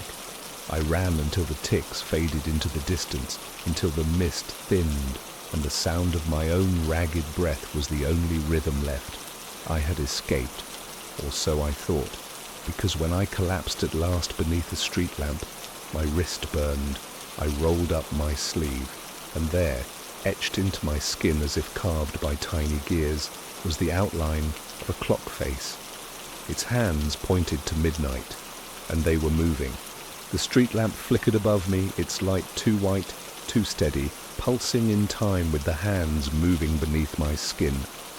I clawed at my wrist, desperate to tear the mark away, but the etching only deepened. the grooves sharp as if carved by invisible blades. Tick, tick. The sound came not from the street, nor from any clock, but from within me. My pulse no longer throbbed with blood. It clicked, mechanical, cold. Each beat wound tighter, the pressure in my chest building until every breath felt borrowed. I staggered upright, swaying in the mist.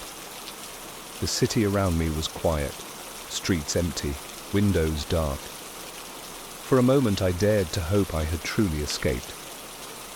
Then I noticed the shadows. Every building bore them, tall and thin, stretched like silhouettes of clocks upon the walls.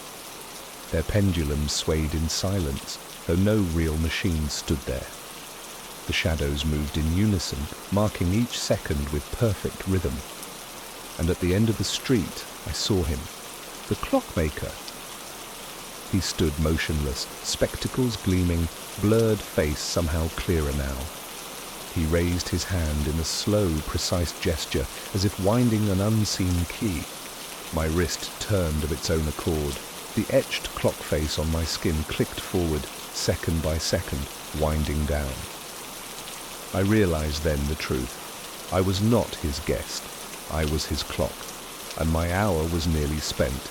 The lift shuddered as it climbed, its fluorescent light flickering above my head.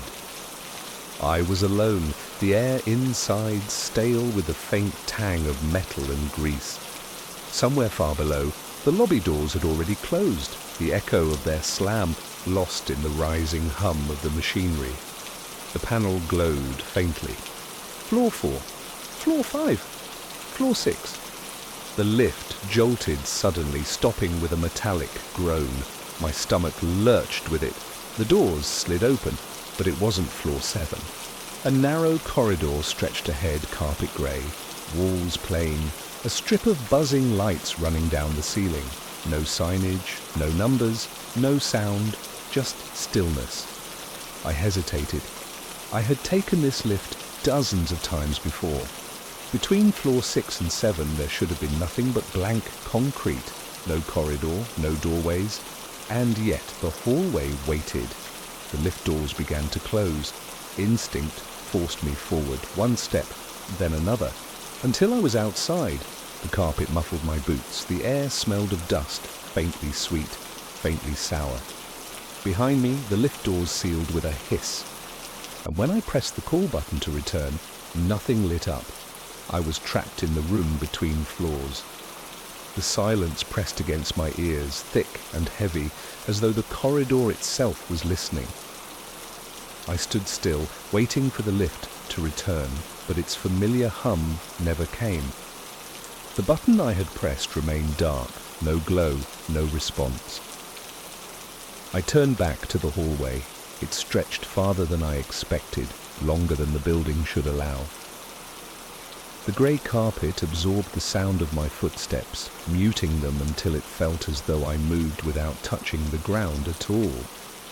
The buzzing lights overhead flickered in strange rhythm, one sputtering, then two steady, then another dying out completely. At first, the walls seemed plain, beige, bland, without detail. But the longer I looked, the more I noticed.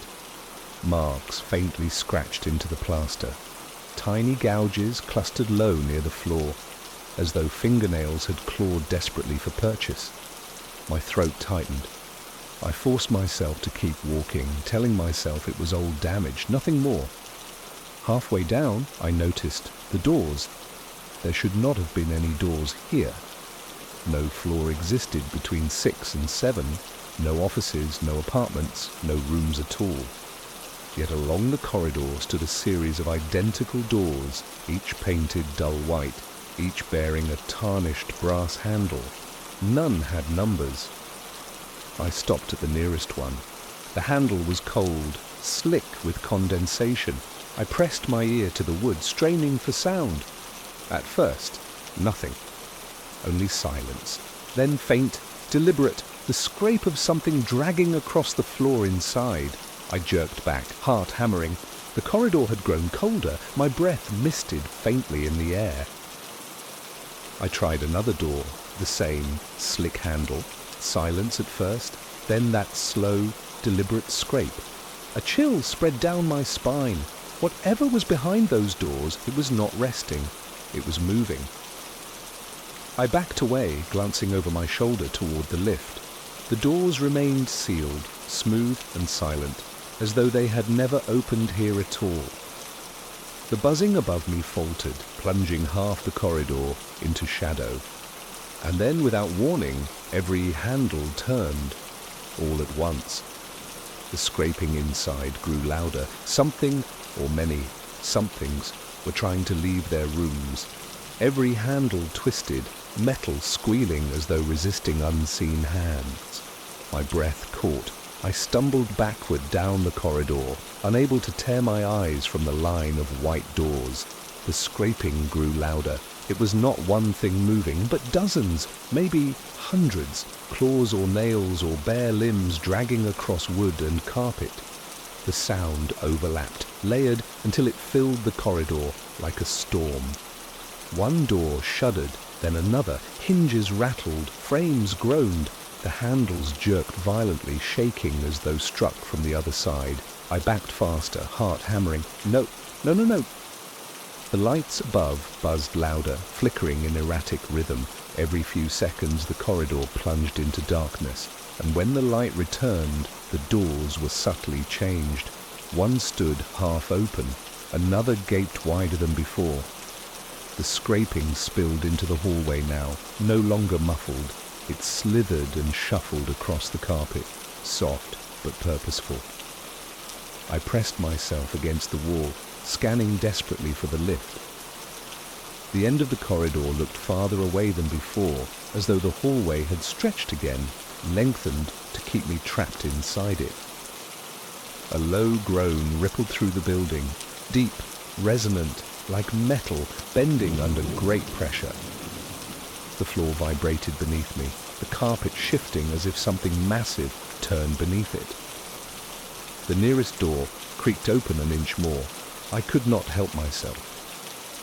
I looked. Something pale peered through the gap. Not a face. Too long, too narrow, its surface smooth like stretched wax. Fingers slid around the edge of the door, too many joints bending the wrong way. The nails scratched the frame, producing that horrible, familiar scrape.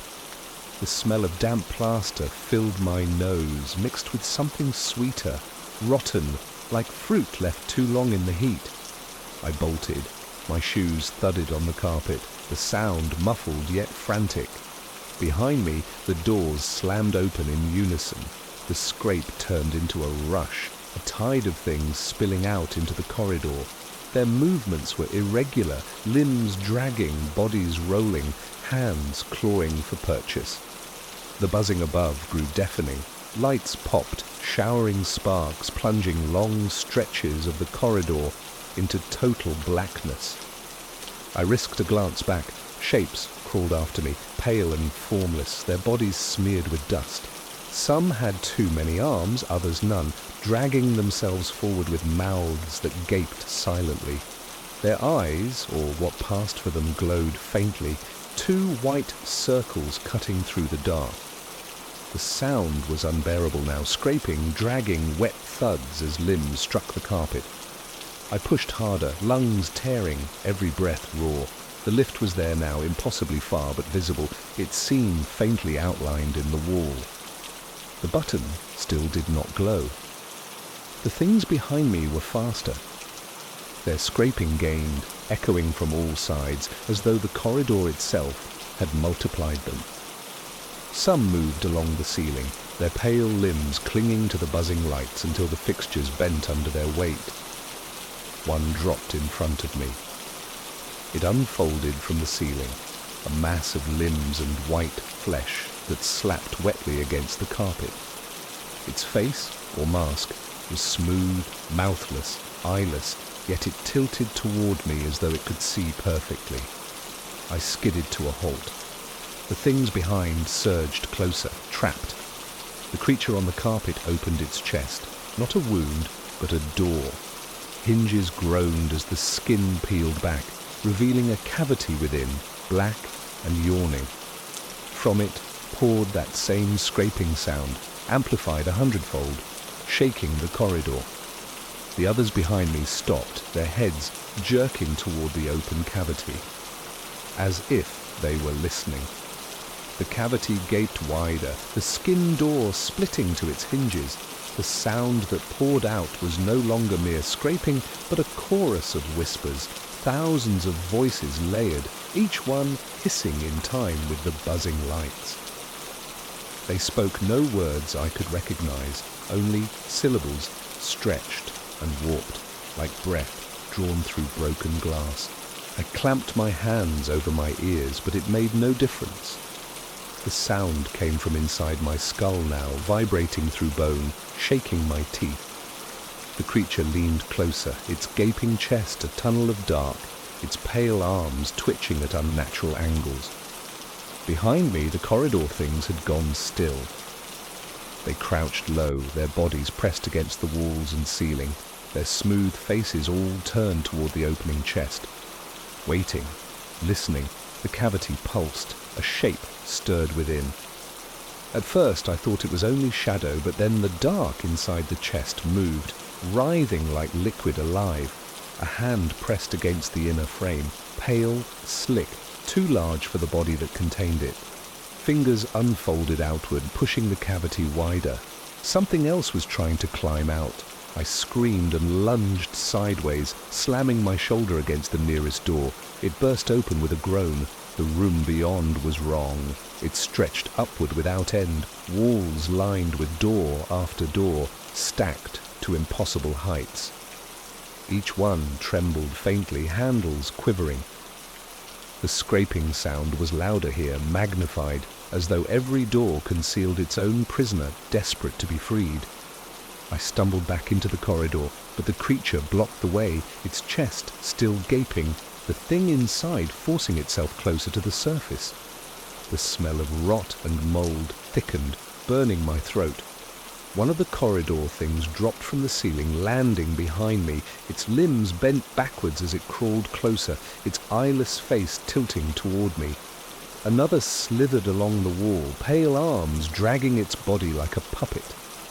I bolted deeper into the strange room of doors, slamming the one behind me shut.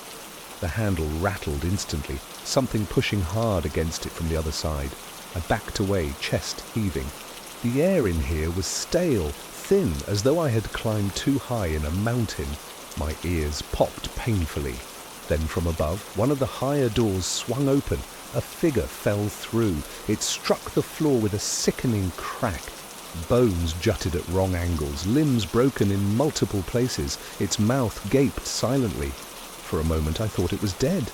Then it began to crawl, its arms pulled, dragging its ruined body toward me, fingernails clawing deep gouges into the carpet.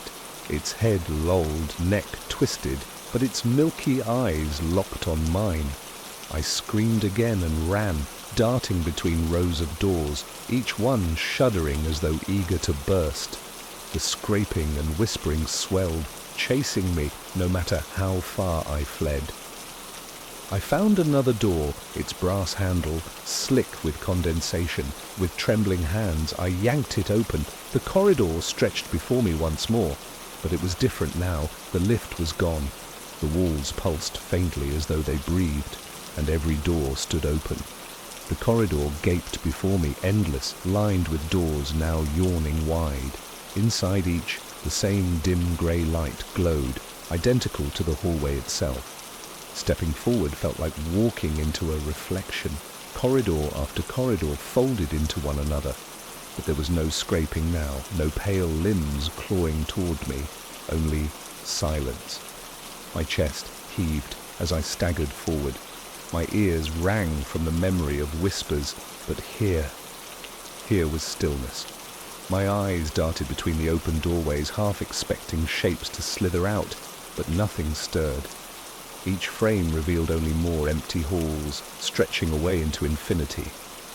I slowed my pace. The silence held. A laugh rose in my throat, brittle, nervous, but mine. Relief settled into me like a drug, loosening the knot in my chest. Perhaps I had slipped free of them. Perhaps by forcing my way through the rooms, I had outrun whatever fed on the in-between. The air here was different, clean, almost warm. The overhead lights glowed steady, no longer sputtering. The carpet was dry beneath my boots, no longer tacky with damp. I found myself standing taller, my steps firmer. I dared to breathe deeper, to believe I had stumbled into the way out. And then I saw it, the lift. Just ahead, at the end of the corridor, its silver doors gleamed whole and perfect, the button panel lit with a steady red glow. The sight nearly broke me with relief. I ran, my boots thudding on the carpet, a desperate laugh escaping my lips. My hand slapped the button, the circle glowing brighter. The doors slid open with a chime. The interior was empty, exactly as it should be. A single light hummed overhead. I stepped inside. The panel glowed with familiar numbers. Ground, 1, 2, 3, all the way up. Neat and orderly, just as I remembered. I pressed ground with a trembling finger. The doors closed. The lift shuddered, then descended with a low hum. My knees nearly gave way with relief. The world outside would return. Concrete, lobby tiles, the smell of polish and dust. Mundane things I longed for. The hum slowed. The doors opened. I braced myself to see the lobby. Instead, another corridor stretched before me. The same carpet, the same doors, the same buzzing lights, identical. My relief shattered like glass. I slammed the ground button again, then 1, then 2. The panel flickered, numbers glowing, but the lift did not move. I stepped back into the corridor, shaking, denial burning in my chest. It had to be a mistake, just a trick of the building. But when I looked back, the lift doors had vanished. The wall was seamless. I was back in the room between floors, and now the silence was gone. From the nearest open doorway, the scraping returned. The scraping spread quickly, echoing down every corridor, overlapping in waves. It was not one sound now, but hundreds. Scratches against plaster, nails tearing at wood, bones dragging across carpet. My throat tightened, as if invisible hands had wrapped around it. I spun, searching for escape, but every direction stretched into the same grey hall. The lights above buzzed in erratic rhythm, flashing, dying, then roaring back to life. Shadows lengthened along the walls, twitching like broken limbs. The first figure crawled into view. It emerged from an open doorway, dragging itself by its arms. Its body was pale, waxy, as though dipped in plaster. Its face was smooth, a blank oval, but a slit began to tear down the middle, revealing a mouth far too wide. From that mouth came the scraping, not from its hands, but from its throat. Another followed, then another. Soon the corridor seethed with them, crawling from every door, writhing toward me with desperate hunger. I ran. The carpet muffled my steps, but the creatures gained, their limbs faster than their bodies should allow. They skittered along walls and ceilings, nails tearing fabric and plaster as they scurried overhead. The hall pulsed, breathing in and out, narrowing as though trying to swallow me whole. I slammed into a corner that had not been there a moment before, turning wildly. Behind me, the swarm poured closer, their scraping a deafening tide. A door stood ahead, different from the others. Its wood was darker, its handle brass, polished to a shine. Unlike the countless yawning frames, this one was firmly shut. I seized the handle. It burned my palm, but I twisted hard. The door burst open. Inside was not another corridor, but a stairwell spiraling downward. Concrete steps vanished into shadows below. I hurled myself inside, slamming the door shut behind me. The scraping dulled, but did not vanish. Hands battered against the door, dozens of them, nails squealing against brass. I stumbled down the steps, lungs tearing, the stairwell lit only by a faint, sour glow leaking from cracks in the walls. The air was damp, thick with mildew. Halfway down, the steps ended. Not in a floor, but in another corridor, identical. Carpet grey, walls plain, doors endless. I screamed, the sound raw, breaking in my throat. The scraping started again, this time ahead of me. Doors rattled, handles twitching, hinges squealing. The swarm was here too. I turned back, desperate to climb, but the stairwell was gone. Only smooth plaster now, seamless and blank. The corridor stretched forever. I staggered forward, shaking, every door I passed rattling violently. Some swung open, pale arms clawing out, grabbing, missing me by inches. My shoulder tore against a frame, blood streaking the wall. I ran harder. The lights above buzzed, then went out entirely. Darkness smothered me. Only the scraping remained, louder, closer, as if the swarm pressed against my skin from all sides. I crashed into something solid, another door. My hands clawed at the handle, twisting wildly. It gave, slamming open to a blinding white light. I stumbled through. The lobby, polished tiles beneath my boots, the faint smell of dust and cleaning agents. The reception desk, the potted plant, the revolving door leading to the street. I nearly collapsed with relief. I staggered toward the exit, each step tearing sobs from my throat. The revolving door spun easily beneath my hands. Cool night air hit my face. I was free. I stepped outside and froze. The street stretched into silence. Every building was the same blank concrete. Every window reflected grey. The sky was not night nor day, but a flat, colourless white. Behind me, the lobby doors sealed with a hiss. The scraping began again, but this time it came from inside my own chest. I looked down, my shirt shifted. Beneath the fabric, something pushed outward, a shape, a handle, brass, wet with condensation. The door was inside me now, and it was beginning to open. I clawed at my chest, nails tearing through fabric, but the shape only pressed harder from beneath the skin. The outline of the brass handle bulged grotesquely, slick with sweat and something colder. Each time my heart beat, the handle twitched. The scraping grew louder. Not around me, inside. I staggered down the silent street, every building blank, every window a mirror reflecting my own pale face. My reflection lagged behind, eyes dull, lips moving out of time. It whispered what I already knew. Open it.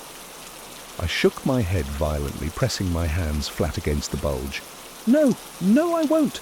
But the choice was not mine. The handle turned.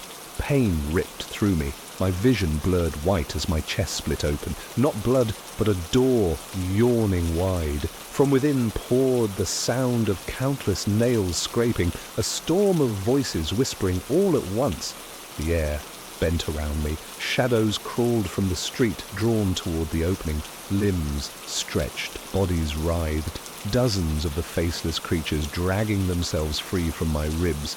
They spilled onto the ground, clawing at the concrete, filling the empty world with their relentless scraping. I collapsed, too weak to fight, watching as the swarm spread outward. The blank street filled with them, their mouths tearing open in silence, their faces twitching toward me in recognition. And above the hiss and scrape, I heard the lift chime. I turned my head.